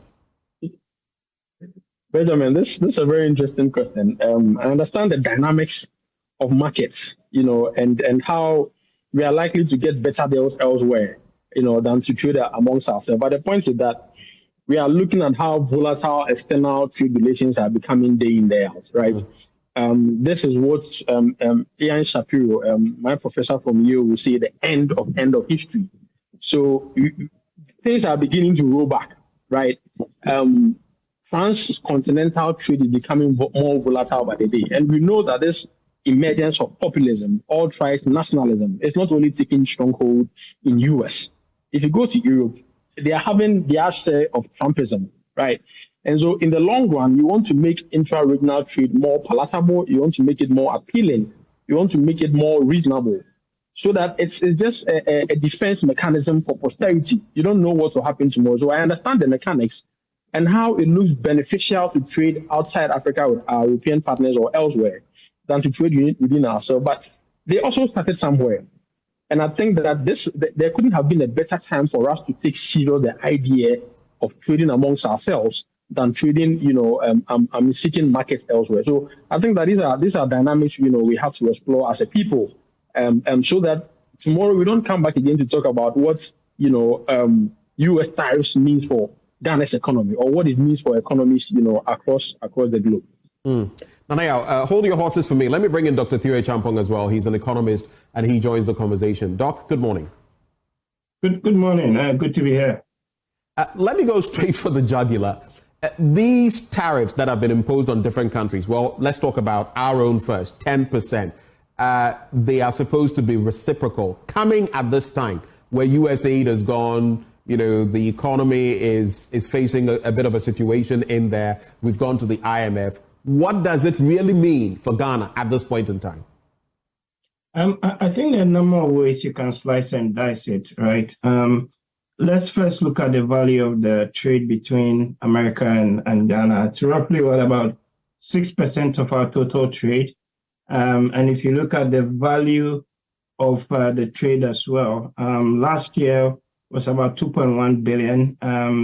They exported about 1 billion, and then Ghana also imported about 1.25 billion, right, to the US. So relatively, it's small in the grand scheme of things as compared to, for example, China, which is our biggest, bilateral trade partner. Right. But that is not to say that it would not have an impact. And over the weekend, I was looking at some of the statistics and the data, and it's quite clear that, for example, when you look at the cocoa sector and things like cocoa beans, which a lot of it ends up in Europe and in America, that could be affected by the tariffs.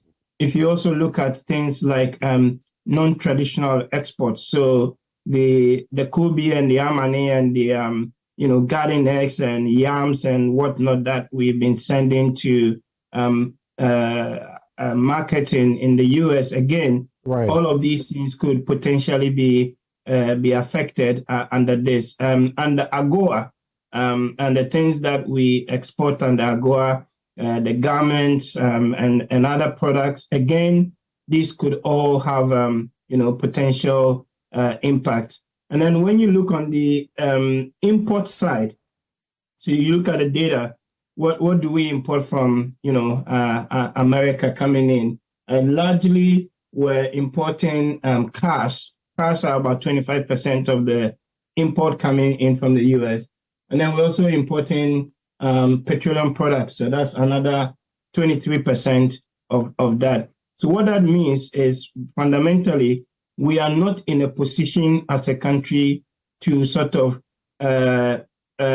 react by imposing similar tariffs with to the Americans, because what that basically would mean is that it would have an inflationary cost through or impact on the ground in Ghana. So I think the immediate impact in what I'm trying to say is that we can sort of weather the storm somewhat, given the structure of our economy and given the fact that our biggest bilateral trade partner is actually China, and the direct effect is going to be more of through the cascading impact at an inflationary level. So let's say global inflation went up, then what the statistical service and others call imported inflation would actually then have some cascading impact on the Ghanaian economy. But that's how it's likely to play out for us. Now, looking at these dynamics in respect of whether we have a good strategy when it comes to export, what would you say? I do know that this week ministers of trade across the continent are having crunch meetings to deliberate on how the continent is going to deal with the situation. We also know that per the U.S., the claim is that, and I've heard some, state representatives talk about the fact that other countries are willing to negotiate with them. But where does that leave us as Ghana in terms of our export strategy? Yeah, our export strategy has always been to diversify the partners, right? So you're not tying all your eggs in one basket, and you're not tied to one particular country. So in fact, if you look at the data very carefully over the last 20 or so years, we've had a much more diversified base of partners that we're sending our products from Ghana to. Yes, the US is important, but they are not the biggest in terms of where Ghana's products ends up. So we do have some levers to be able to withstand when it comes to where we send our products to.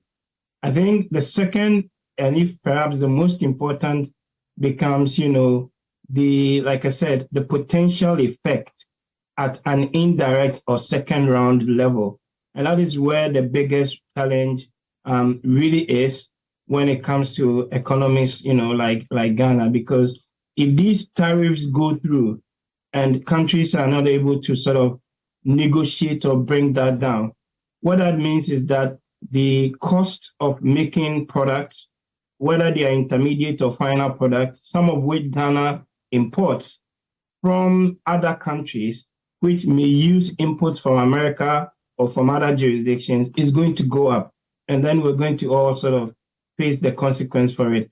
But we also then means that as a country, we have to, and we have been talking about this for the last 50 years, diversifying the export base, right?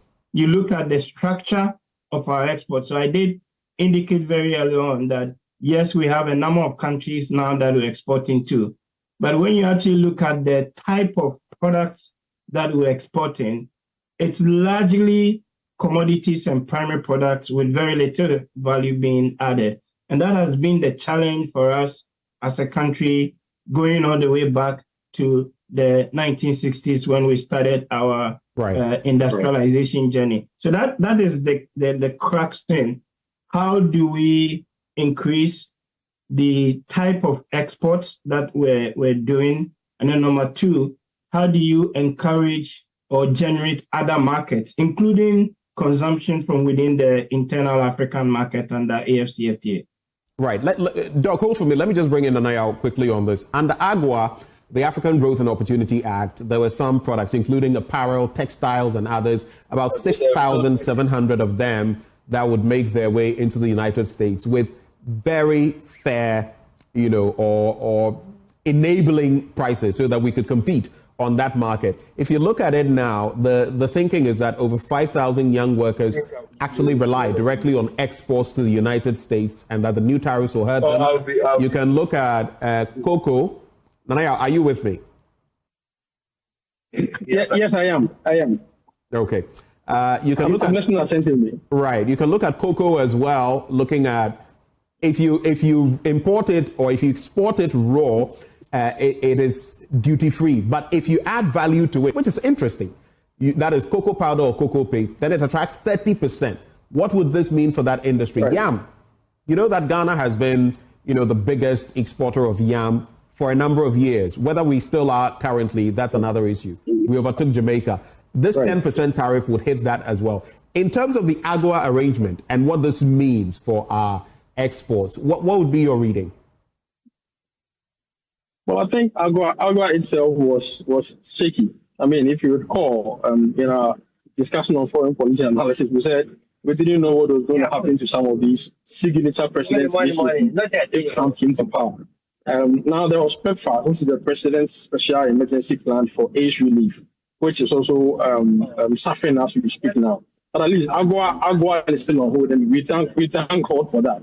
Now, value addition is very important. Now, you recall that Burkina Faso, for instance, has started to dissociate itself from France and the Western allies. It's placing premium on value addition. So if you look at gold production in Burkina Faso, for instance, if you look at tomato production in Burkina Faso, Ibrahim Traoré is sitting to adding value to it so that it brings in the country a lot of exchange revenue, making tomato paste. And it's something as simple as turning raw tomato into tomato paste is very, very important. So going forward, with a little that we are able to secure, in wanting to trade with our partners, it is important for us to be to stress on agriculture, but not only agriculture, but making sure that we diversify by adding inputs. I mean, by adding value to our production. It's very, very important. Otherwise, we continue to exporting. It's an overbeating drum, exporting raw materials, and we get taken for what we export. So I think value addition is very, very, as much as we want to diversify markets, value addition to the things that we produce, is very, very, very important, going forward. Gold production, for instance, what is the plan of the country going forward in gold production? Not only gold, but the things that we have, it's very important for us to look at, this perspective. Otherwise, like I said, we continue to be at the beck and call of these countries. We produce and they take the price of what you give because we are, raw materials. So I think it's very important for us to look at things in that perspective. Just staying with you briefly, is this calculated move going to inure to the benefit, even in the short term? You said that the U.S. in the short term may feel it's on the right track. But even in the short term, what is it going to mean? The cost in terms of U.S. relations with other countries, also considering that, interestingly, BRICS is becoming stronger and stronger, getting more members, even from Africa, interested in it. Will this geopolitical tariff shift impact the U.S. even starting now? Nanaya, and I'll throw that same question to Dr. Champong as well. Well, like I said, now in the middle to short term range, it appears the U.S. will be having its way. It will be having not only its say, but it will because it has the leverage, to crack the whip to get what it wants. And so, for the time being, the U.S. might be seeing some dividends in terms of reduction in trade deficits. Remember, one of the arguments Trump made was that the U.S. has been ripped off for so many years, and it has broadened its trade deficit. So by imposing taxes, it is seeking to reducing this deficit. We are seeing companies like Honda, we are seeing other companies now opening up bigger plants in the U.S. So they don't have to pay the extra tariff that US is imposing on them if they have to produce elsewhere. Right. So what it means is that it is going to create new companies, it is going to create new jobs. In the short term, it might appear as if US will be making impact, in making headway. But like I said, in the long run, people are going to circumvent US protectionism and find trade centers elsewhere. And that is why I said that BRICS, I initially mentioned China. China is going to be probably the greatest beneficiary under the circumstance because it's going to be the new center of trade. The BRICS are also going to be another way by which countries like Ghana could diversify markets. We can't begin to look at them. And Trump is not very happy with BRICS. If there is a way he could crack the whip, he could do it. And I'm very happy that at least IMF and World Bank, the co-leadership of IMF and World Bank is the US and the EU. Look, I'm telling you, probably if Trump was directly in charge with these two institutions, it would have been more devastating for the economies of little put countries like Ghana and other, small states. So I think that in the medium to short run, it might appear the US might be making impacts. But in the long run, it will have some consequences, some dire consequences for their economy, even though their economists, Trump economists, seem not to agree with this line of argument. But these kind of tariffs and trade protectionism, we've been there before. Right. Before we allowed free trade regime, trade protectionism has been a way to go before. Right. And if it were beneficiary to global trade architecture and commerce, we still have held that regime insensitive. But because we thought we needed some perfect competitive market, open up the system. That is why these WTO rules, came up. But like I said, Trump said that these WTO rules and international multilateral institutions truncate U.S. sovereignty. And the way to go is to go, it alone and to U.S. national interest. Yeah. Hold for me, Nanaya. Throwing that same bit to you, Dr. Theo Champong, especially considering the regional, bodies and how they are trading in between. China, Nanaya says, is going to be the new center of trade. Some would even say that it already is the center of trade. Would the U.S. be shooting itself in the foot with these additional tariffs? Yeah, so look, it's bottom line, it's a fight between America and China, and all of us are suffering for it. The proverb that says when two elephants fight, it's the grass that suffers, right? Mm-hmm. Fundamentally, they're trying to, like Nanaya said, reduce the trade deficit with China. But what the Americans or other people also do forget is that if you actually look at who are the biggest holders of U.S. Treasury securities, it's Japan and China, right? And history also has shown that, this approach of going back to the mercantilist days with protectionism and whatnot, really, in the short term, everybody suffers for it. And in this case, in the U.S., yes, you might reduce the trade deficit probably within the course of a year or something like that. But it does not immediately translate into improved investment coming in or even giving you a competitive advantage in some of the sectors that America has actually lost out to China on when it comes to manufacturing, when it comes to trade. And at the core of all of this is basically two simple things.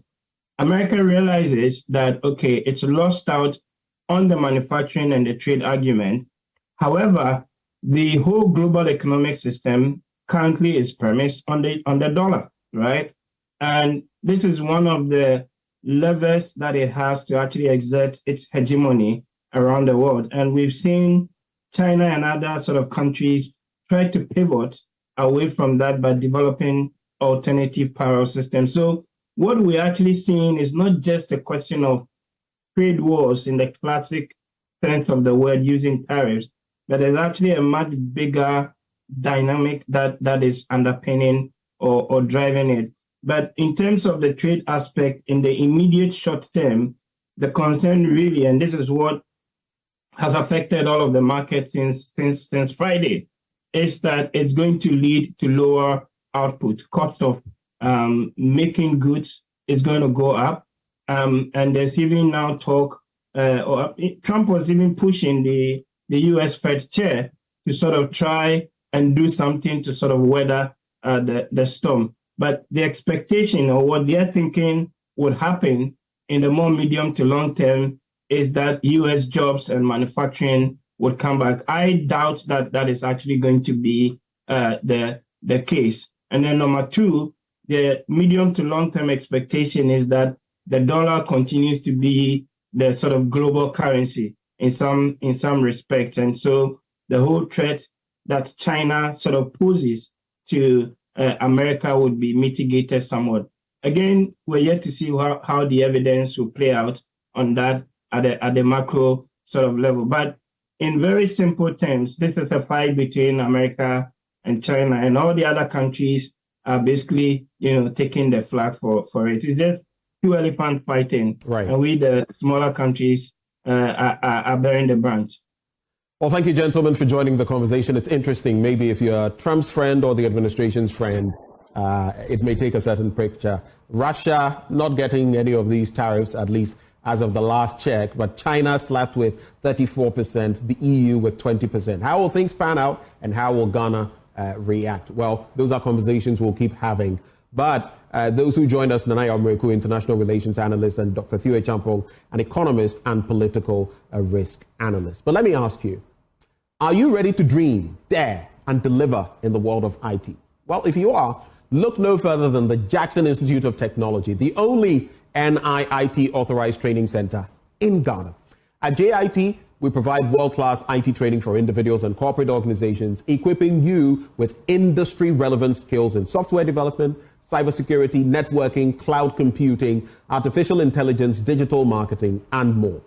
We also offer globally recognized certifications, practical job-ready training, and flexible hybrid learning options, which allow you to study online or on-site.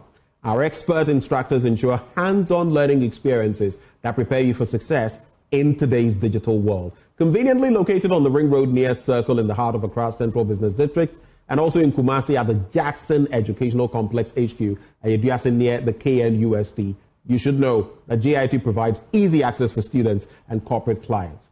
Our state-of-the-art auditorium is also available for corporate events, seminars, and training sessions. Now, all you have to do is call or WhatsApp on these numbers: 0596 996 037 or 0596 996 038 or 0552 714 635.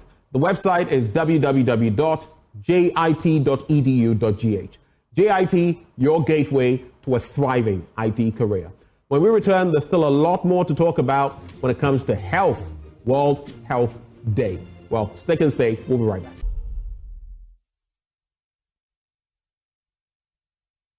Welcome back. This is our big stories on the AM show. Now, today we want to look at World Health Day, which is actually today, a day set aside for global health awareness on the theme, Healthy Beginnings, Hopeful Futures. And we want to discuss the issues with the country representative of the World Health Organization, Dr. Frank Lule, and he's in the studio with us this morning. Doc, welcome to the program. Thank you very much for having me. Steer the conversations, Ben. It's good to have you in the studio, Doc. On this day, why is it crucial that we even have a day like this to talk about health and all related matters? World Health Day is an opportunity for us to actually celebrate the progress that we have made over the years. But at the same time, it is time to make the call for action for areas where we have not really reached the targets we would have loved to have. And the theme for this year of having healthy beginnings and hopeful futures, I think is very appropriate. Yeah. We talk of healthy beginnings, hopeful futures, and all of that. In Ghana, we've had our own struggles, from malaria to TB to even cholera in recent times.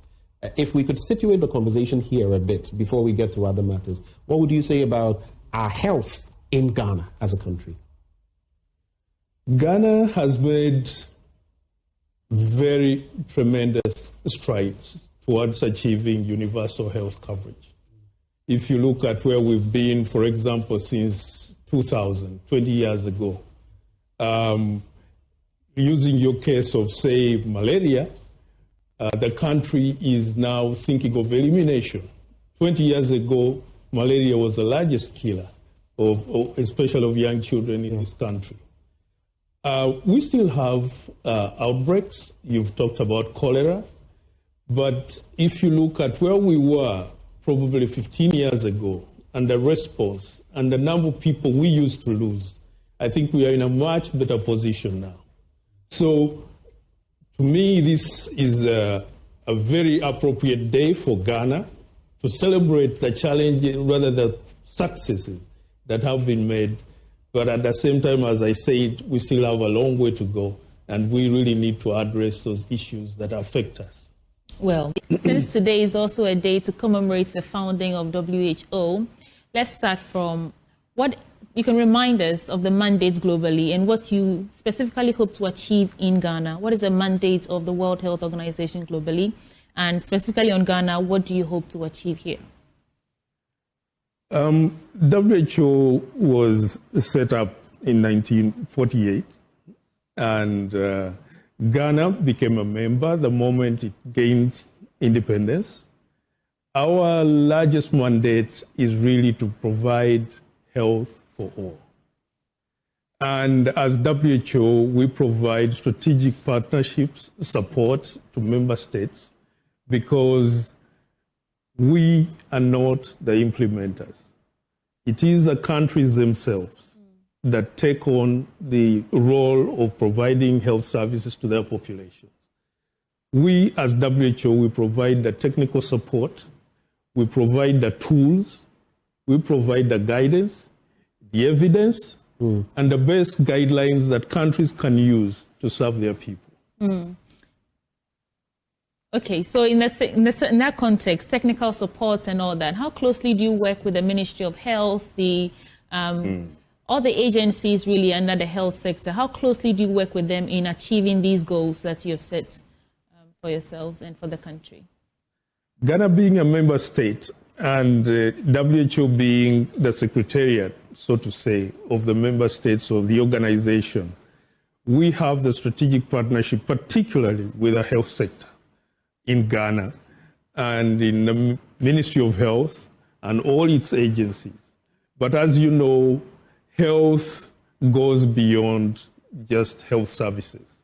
It covers all sectors. So we work with other sectors and agencies as well to make sure that we provide the best care that is possible for our populations out there. With the Ministry of Health, probably if you look at it from a strategic point of view, we provide policy dialogue in development of policies, national plans. Right now, as we speak, the country is implementing the roadmap towards universal health coverage. And in there, it has also the medium-term plans. So we support in that area. Then we also support in providing funding where it is required. It's not our main role, it's really just catalytic support. But I think one of the areas that we have worked very well with the Ministry of Health is in addressing these emerging health challenges that we have faced over the years. You spoke about cholera. Earlier this year, we have been with meningitis in the northwestern part of Ghana. And we have many outbreaks. Dengue fever is with us. We have to deal with it. Ghana did exceptionally well when we had the COVID outbreak. So in that area, we work very closely with Ghana Health Service, the Ministry of Health, and indeed other health agencies. The area where WHO really adds value is in the strengthening of systems of the member countries. Because a country with weak systems is not resilient enough. Every time there is a shock, it's really going to affect the population. So that is really our biggest mandate, to make sure that countries have strong systems that can address any of the shocks that may come. And it's not a matter of if, it is a matter of when they will actually come. And if you contemplate, for example, COVID-19, it exposed many countries, including in Africa, about how prepared we were for dealing with pandemics and all of that.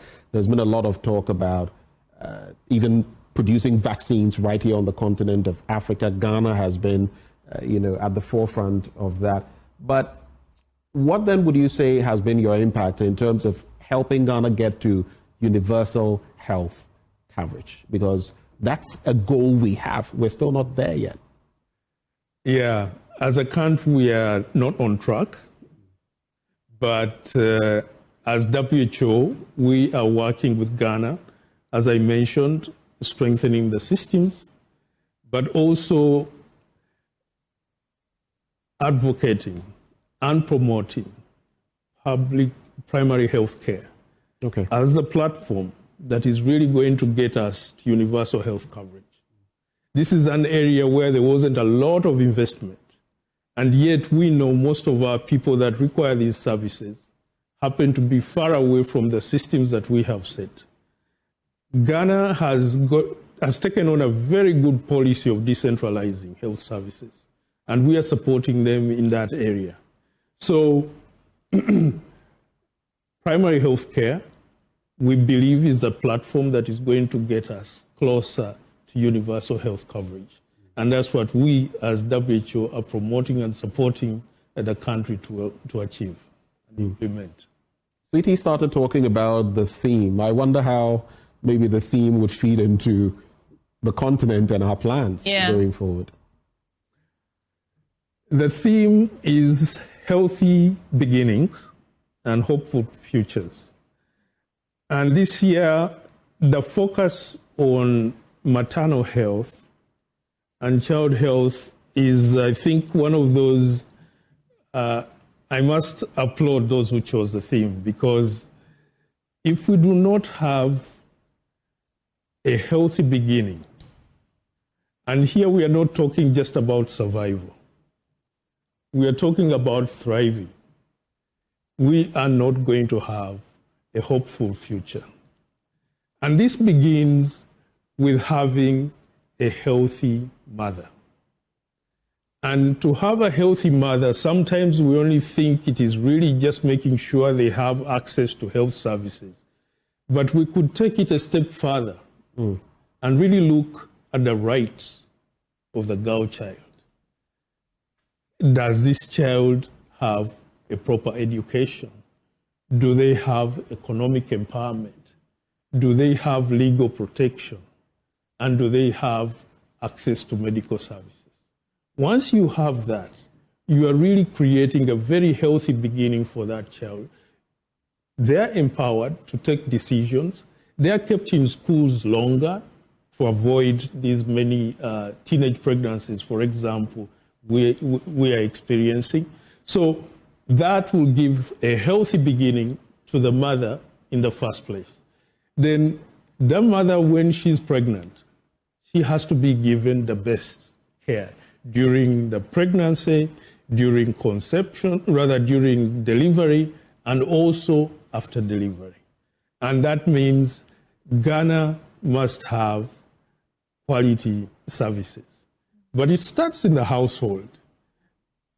We recommend up to 8 visits to the health facility during pregnancy. And this is mainly to check on the mother's health and if the child is fine. So that is important. During delivery, do we have the services that are going to make sure that we have a successful and positive outcome? But also after delivery, we have to think of the mother. It's really a big transition. There are so many hormonal changes.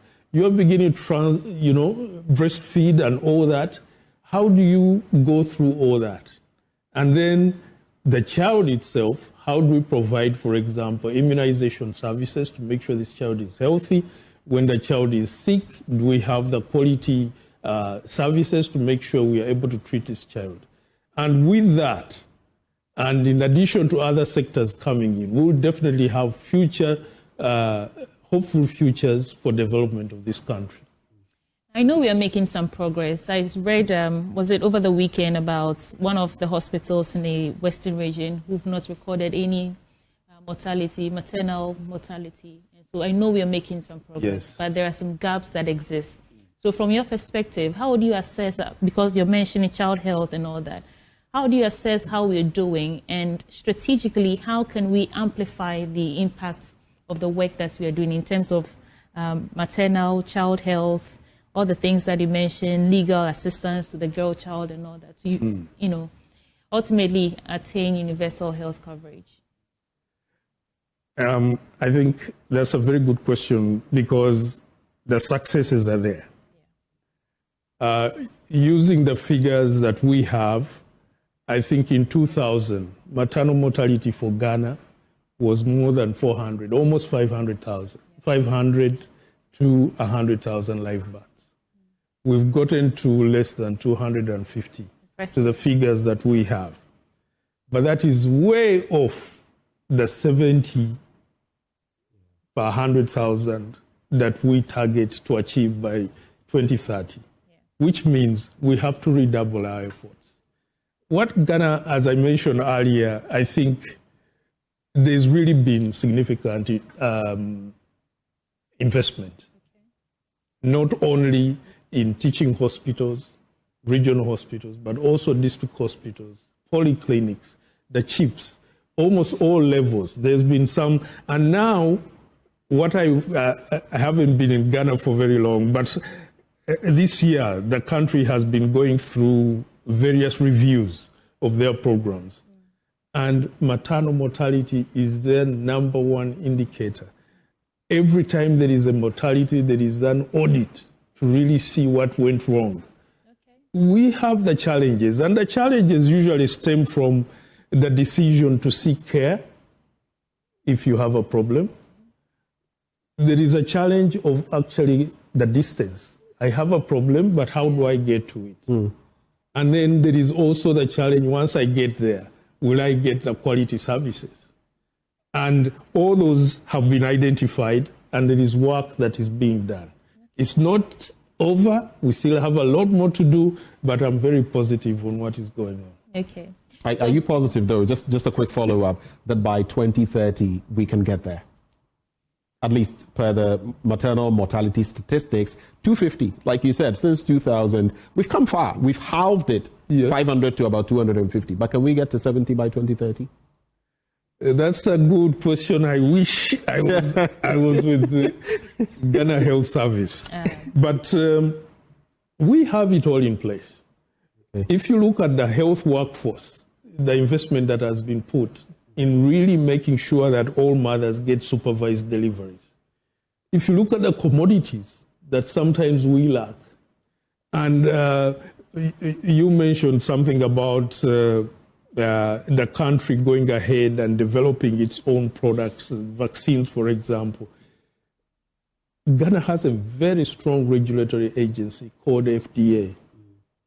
And I believe once we put all that together and we commit ourselves, I cannot here say we'll get to 70, but I'm sure we'll be very close to it.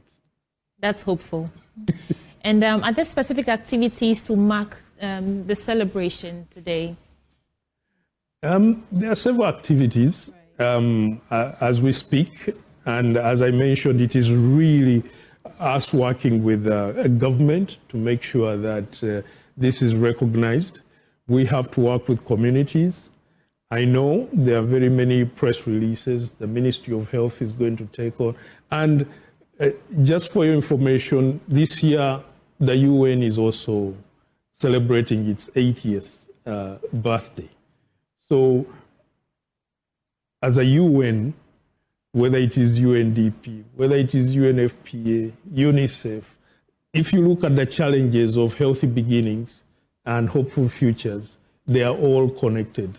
So we will be having serial celebrations, and it's a year-long issue.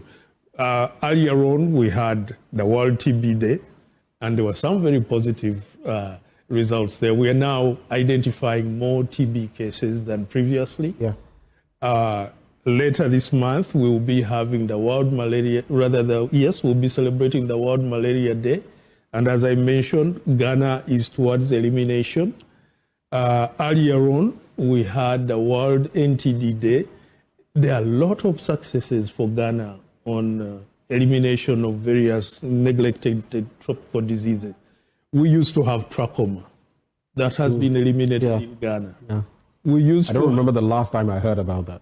We used to have a sleeping sickness, which is trypanosomiasis. That one has also been eliminated. Polio even. Polio. Is polio-free. So there is a lot. And we are working towards their diseases like lymphatic filariasis, which is this elephantiasis, onchocerciasis. All those, we are moving towards elimination. So we are going to be tagging on to, during celebration of many of these events, also to highlight the birthday for World Health Organization. Now, the month of May has been designated by government as mental health. It's a purple month. Mental health is one of the big challenges that we are facing, and unfortunately, it's not very much recognized. And even where it is recognized, there is a lot of stigma. So we're dedicating the whole of May to also address mental health issues. So as we go along, we'll be looking, and I think towards the end of the year, HIV is still with us. We have the World AIDS Day, and this year, for the first time ever, Ghana will be hosting the International Conference on AIDS and STDs in Africa, which is a very big event that covers more than, it brings in more than 10,000 delegates. So Accra is going to be busy this year. Yeah. And I want to stay on mental health for a bit, although it is next month, May, that it sets aside to celebrate and commemorate. How would you say that Ghana as a country are tackling mental health? I know that we've come far, we've made some progress. Now people can openly talk about their challenges, seek help when they have to. But do you think that we are still playing catch up to the rest of the world, or we are actually being strategic with how we deal with our mental health issues here in the country? What do you think? Ghana, for me, first of all, having a mental health authority was a very big step in having an agency that is really focused and targeted. Ghana has a very clear policy. Ghana now has a nice strategic plan to really address, and there is now tangible investment towards mental health. Ghana is collecting evidence. Now we have an acceptable level of data to really know what the problem is in our country. Those are all major steps. Now, the gaps are enormous because we are coming from very far. And that wouldn't still deter me. I feel there is much more to do, but with the foundation that has been set, I think we'll be able to do much more in mental health. We're looking at things like substance use, looking at things like alcohol use. We have suicide amongst especially our youth.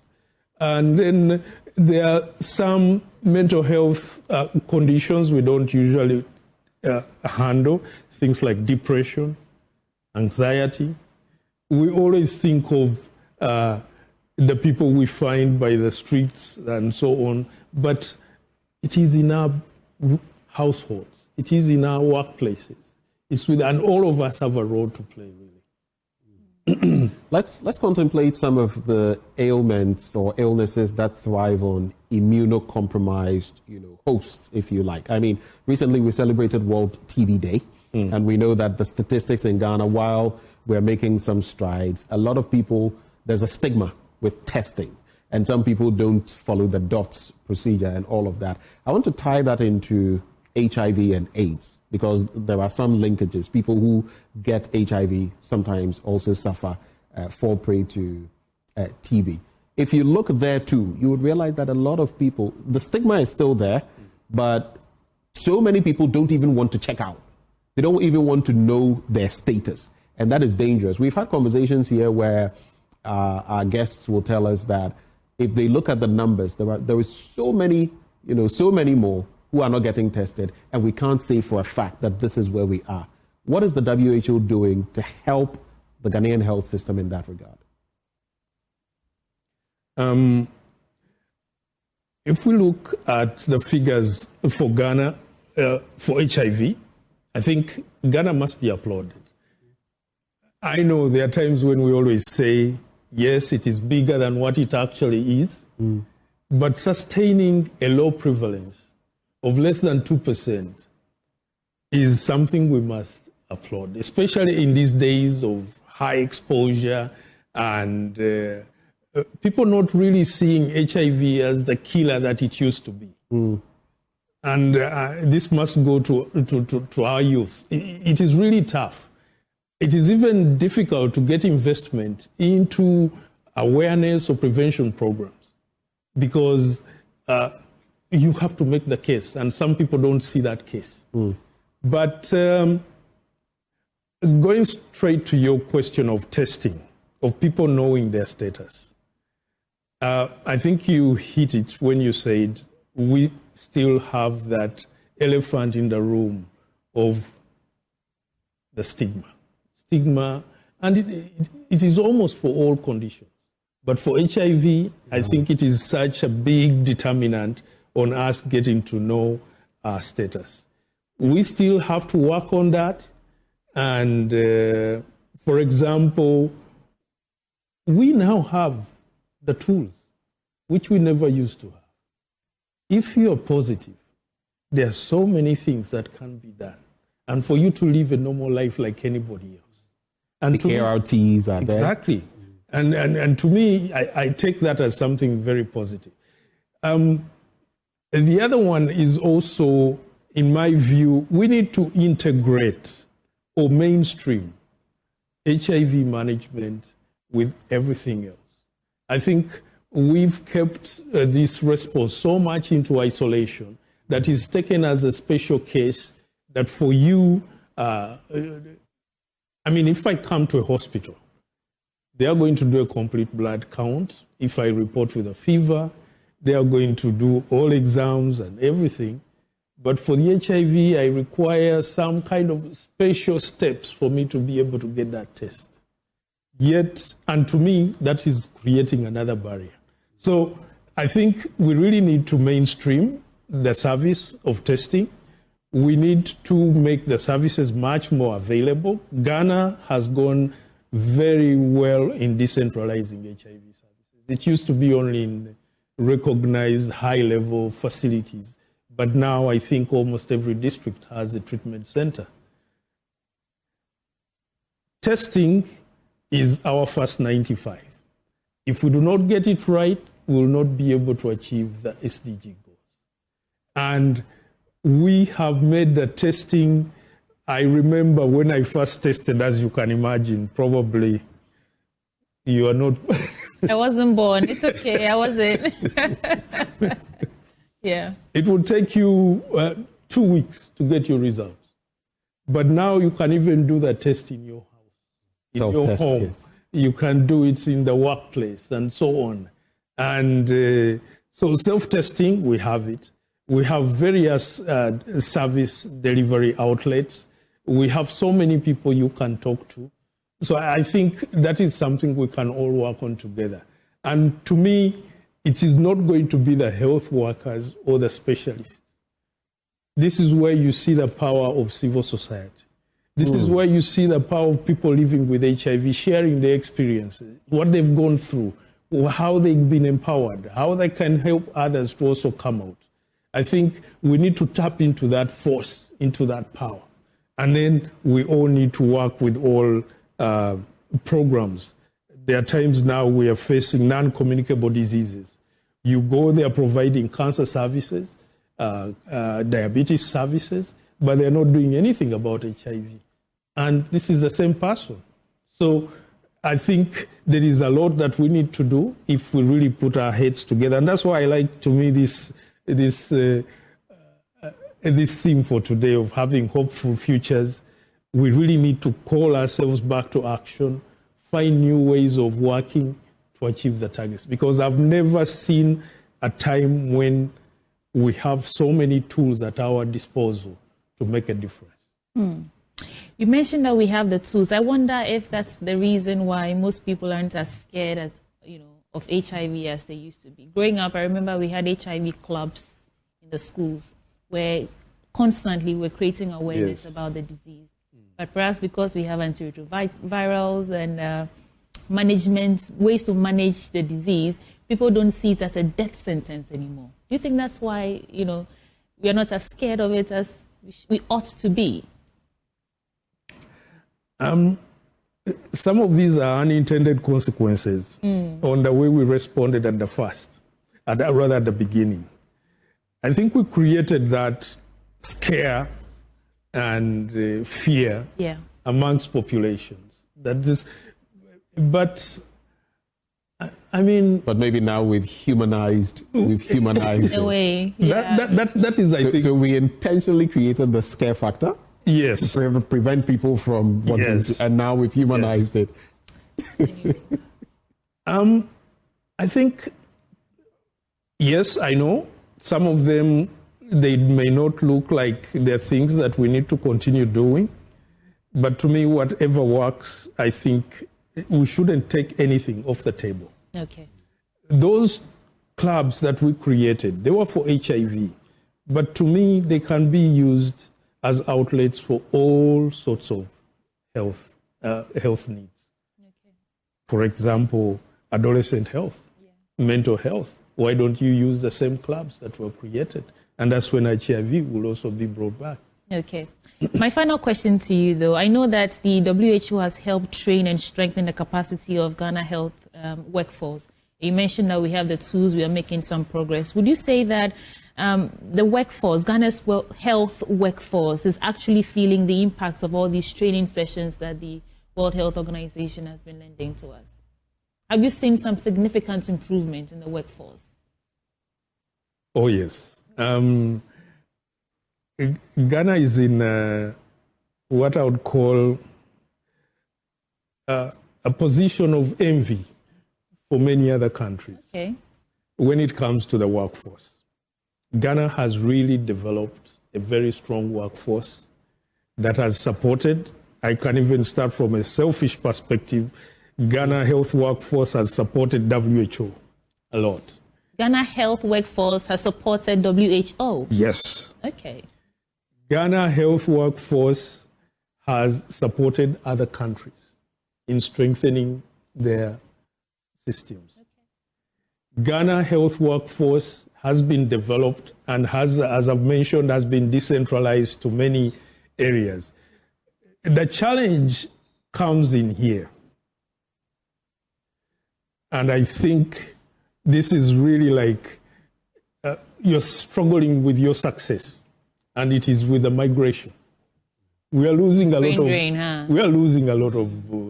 of health workers to other countries. And you know why? It's because you're good quality. We have very good quality nurses that are needed by almost all countries globally. That is one of the challenges we face. Of course, we also face the challenge of absorbing everybody that has been trained. But I had a chance of speaking with the Ministry of Health. That is really his priority, of making sure that the health workforce in Ghana is absorbed to the extent possible. Okay. In these coming days, I think it will be today's Monday, Wednesday, that will be the 9th, up to the end of the week, we will be having a policy dialogue, and it will be specifically on the health workforce. Okay. So a lot has happened. WHO has really supported in developing this health workforce. There is still a long way to go, and there are major challenges we need to deal with, like the one I've spoken about of migration. But I think we are in a much better place. And we, as partners, for example, WHO have mentioned, we are already benefiting from that success. Thank God. Benjamin. Well, I mean, it's been an interesting conversation. My key worry has to do with the NCDs, the non-communicable diseases.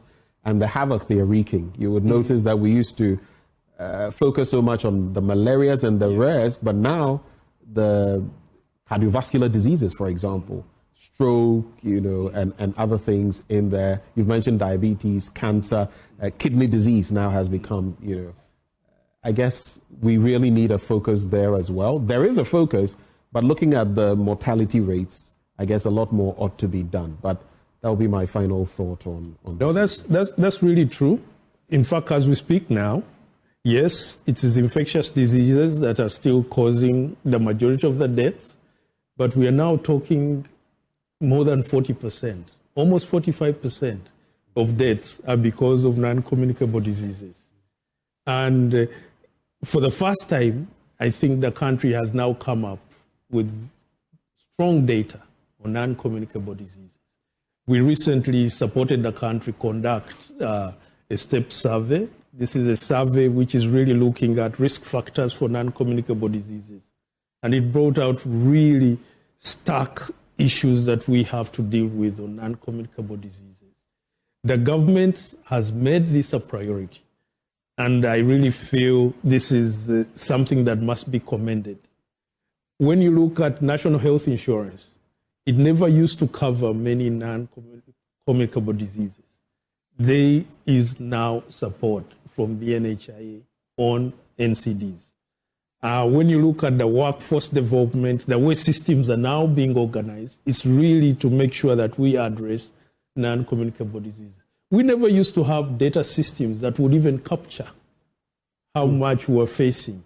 For example, it was so easy to report on malaria, on HIV, and we couldn't report on non-communicable diseases. But now we have developed an information management system that is able to capture NCDs. So you are right, this is an area we need to focus on.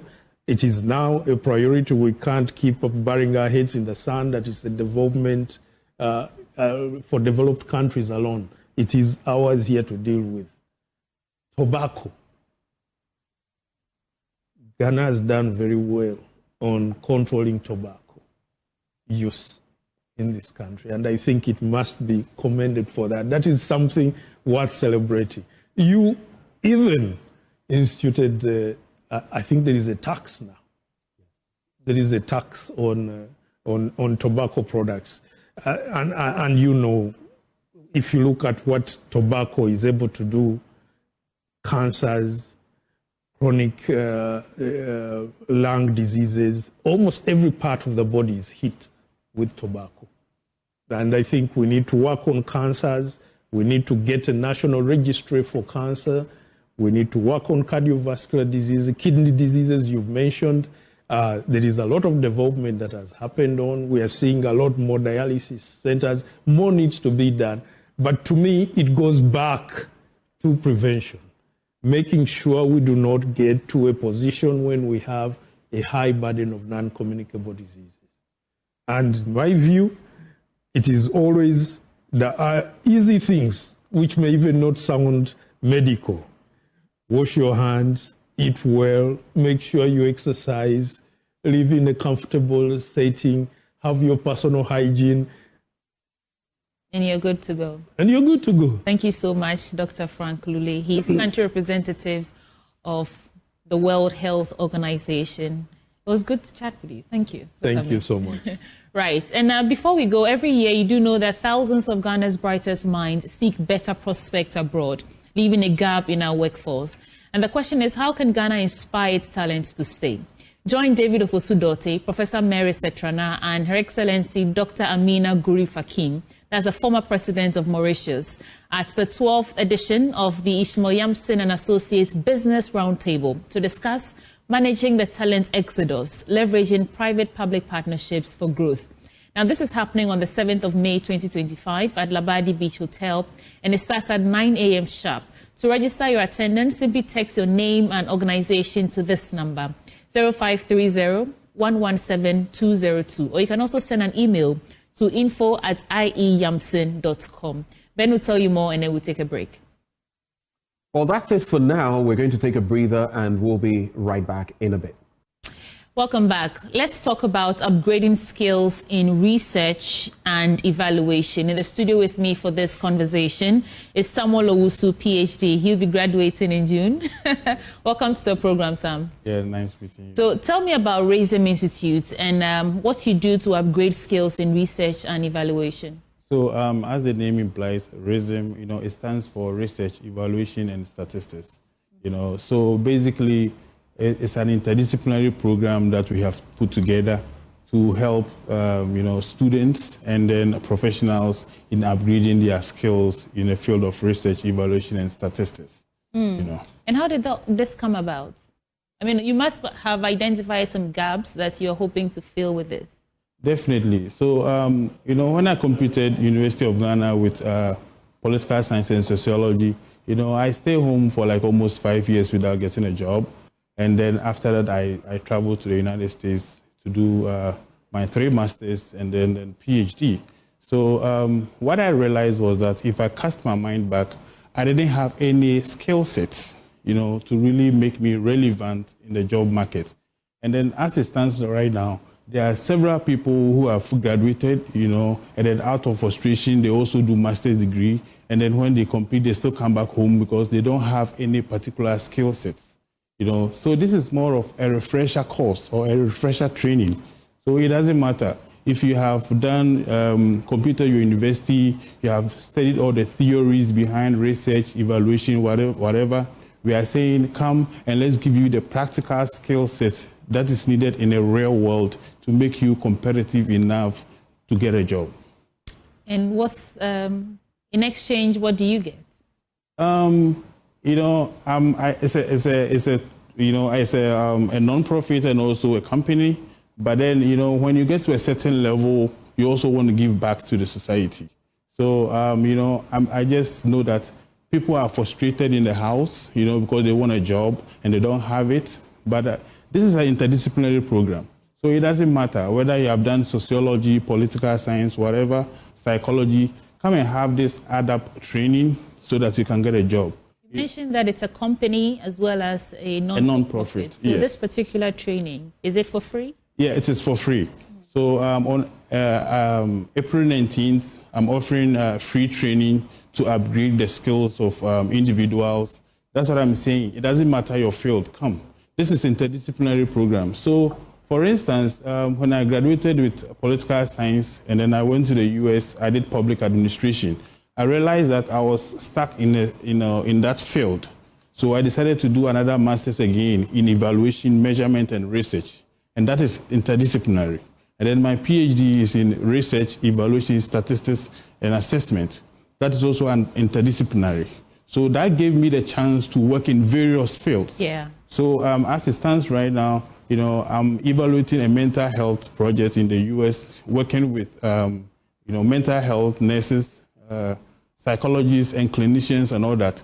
And so you want to give people the same opportunity, the interdisciplinary skills, so that they just don't get stuck in one particular area, but they can move around, various I think fields. what you're doing is commendable. And it's happening on the 19th of April. Where, what time, and who's invited? Yes, so everybody is invited. If you're a student, come and listen to me. Come and let me sharpen your research, evaluation, statistics skills. So it's purely online. I'm going to have 2 sessions. One, it starts from 9. It's a 2 hours, program that I'm having, and then also the evening session is from 5 to 7. So everybody is invited. One-on-one or group lessons? I'm going to share. If you register, you are going to get a link, and then you can join. So just go to online. You can just Google RISM Institute. The RISM is RESM Institute, and then you can just go register, and then you are good to go. Okay, so 30 seconds remaining. I want you to speak directly to our audience. Those who may be interested in this, ask them to join you. All right. Folks, this is RISM Institute. It's the first of its kind in Ghana. If you go to advanced countries, there are several of them, but this is the first of its kind in Ghana. And I'm here, I was here. I know the challenges that students and professionals go through. And I went to the United States, upgraded my skills, had my 3 master's degree, enrolled in PhD, and I'm back and I'm ready to offer to the public so that, you know, you don't face the challenges that I went through. And then if you're already in it, you know, you can upgrade your skills and then be able to hit the job market and make some good living for yourself. And that there is Samuel Owusu, PhD, ABD from Rhythm Institute. He's the director of Rhythm Institute. And he's asking you to come for free. Come and upgrade your skills in research and evaluation. It's happening on the 19th of April. And it's online, so you don't have to move from wherever you're working. Samuel, thank you so much for coming. I wish you the very best. All right, thank you too. Okay. Coming up next, we tell you what's in the trends. And Derek Ashilevi is the one anchoring that. Please stay.